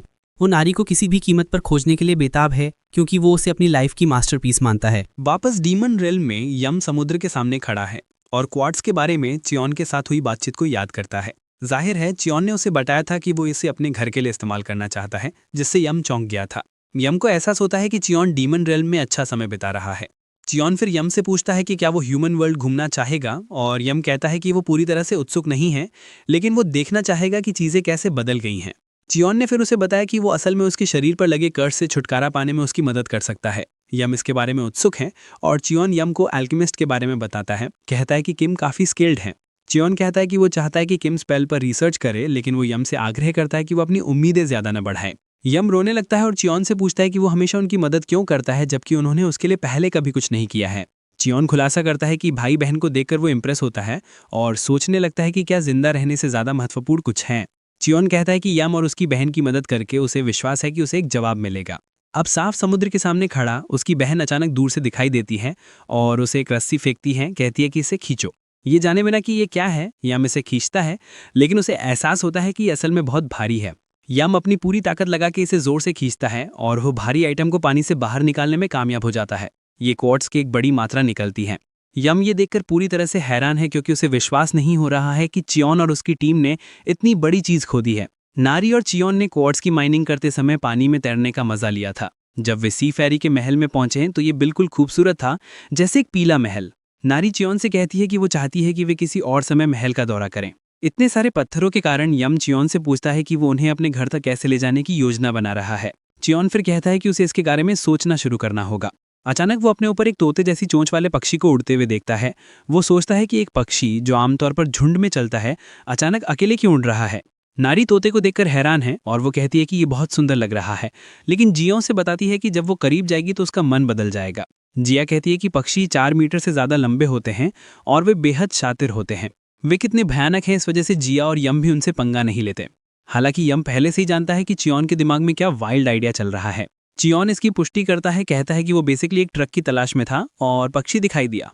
वापस घर पर किशिक अभी भी अपना माना बनाने पर काम कर रहा है और वो देख सकता है कि उसका माना होल असल में बड़ा हो रहा है। वो जो कुछ भी हासिल किया है उसे इम्प्रेस है और उसे विश्वास है कि A रैंक हंटर बनने का उसका सपना सच हो सकता है। वो इसके बारे में सोच ही रहा होता है कि मेटल मैंड्रागोरा उसके पीछे दिखाई देता है। वो अजीब क्रिएचर को देखकर पैनिक कर जाता है, लेकिन उसकी चिंताएं खत्म नहीं हुई हैं क्योंकि मैंड्रागोरा के पीछे 3 डरावने A रैंक हंटर्स भी खड़े हैं। हंटर्स किशिक को पहचान लेते हैं उसके गंजे सिर की बदौलत और वे उसका मजाक उड़ाने में कोई समय बर्बाद नहीं करते हैं। जाहिर है वो वही थे जिन्होंने किशिक को बुली किया था जब वो प्रमोशन एग्जाम के लिए अप्लाई करने गया था। किशिक पैनिक कर रहा होता है जब उसे अचानक एहसास होता है कि बगीचे में 3 मैंड्रागोरा अपनी जगह पर खड़े हैं और वे इसे सबसे फैशनेबल तरीके से कर रहे हैं। हंटर्स मैंड्रागोरास को लेकर उत्साहित हैं क्योंकि इनकी कीमत बहुत ज्यादा है। एक हंटर मैंड्रागोरा के पास जाता है उसे धोखा देने की कोशिश करने के लिए। किशिक पहले से ही मैंड्रागोरा की रक्षा के लिए अपनी जान देने की तैयारी कर रहा होता है कि सबसे बड़ा मैंड्रागोरा हंटर को इतनी जोर से लात मारता है कि वो दूर जाके गिरता है। आश्चर्यजनक रूप से याम और जिया एक ही समय पर घर पहुंचते हैं, जिससे वे सोचने लगते हैं कि च्योन के घर पर कौन मुसीबत खड़ी कर रहा है। जाहिर है दोनों च्योन से पहले इसके घर पहुंचने के लिए आगे निकल गए थे क्योंकि तोते जैसी चोंच वाला पक्षी बहुत धीरे धीरे उड़ रहा था। च्योन द्वारा उसे वश में करने की कोशिश में पीटने। अगर आपने वीडियो को लास्ट तक देखा है तो मुझे पूरा यकीन है कि आपको ये वीडियो पसंद आई होगी। गाइस, प्लीज सपोर्ट करो। मैं कंसिस्टेंसी के साथ वीडियोस अपलोड कर रहा हूँ। एडिटिंग में काफ़ी प्रॉब्लम्स आती हैं, लेकिन मैं मेहनत कर रहा हूँ ताकि ये चैनल 100 के सब्सक्राइबर्स तक पहुँच सके। लेकिन ये सिर्फ मेरी मेहनत से पॉसिबल नहीं है, आपके सपोर्ट की भी ज़रूरत है। तो प्लीज़ एक लाइक और सब्सक्राइब ज़रूर कर देना, क्योंकि आपके एक क्लिक से मुझे मोटिवेशन मिलता है और चैनल को इंप्रेशंस मिलते हैं।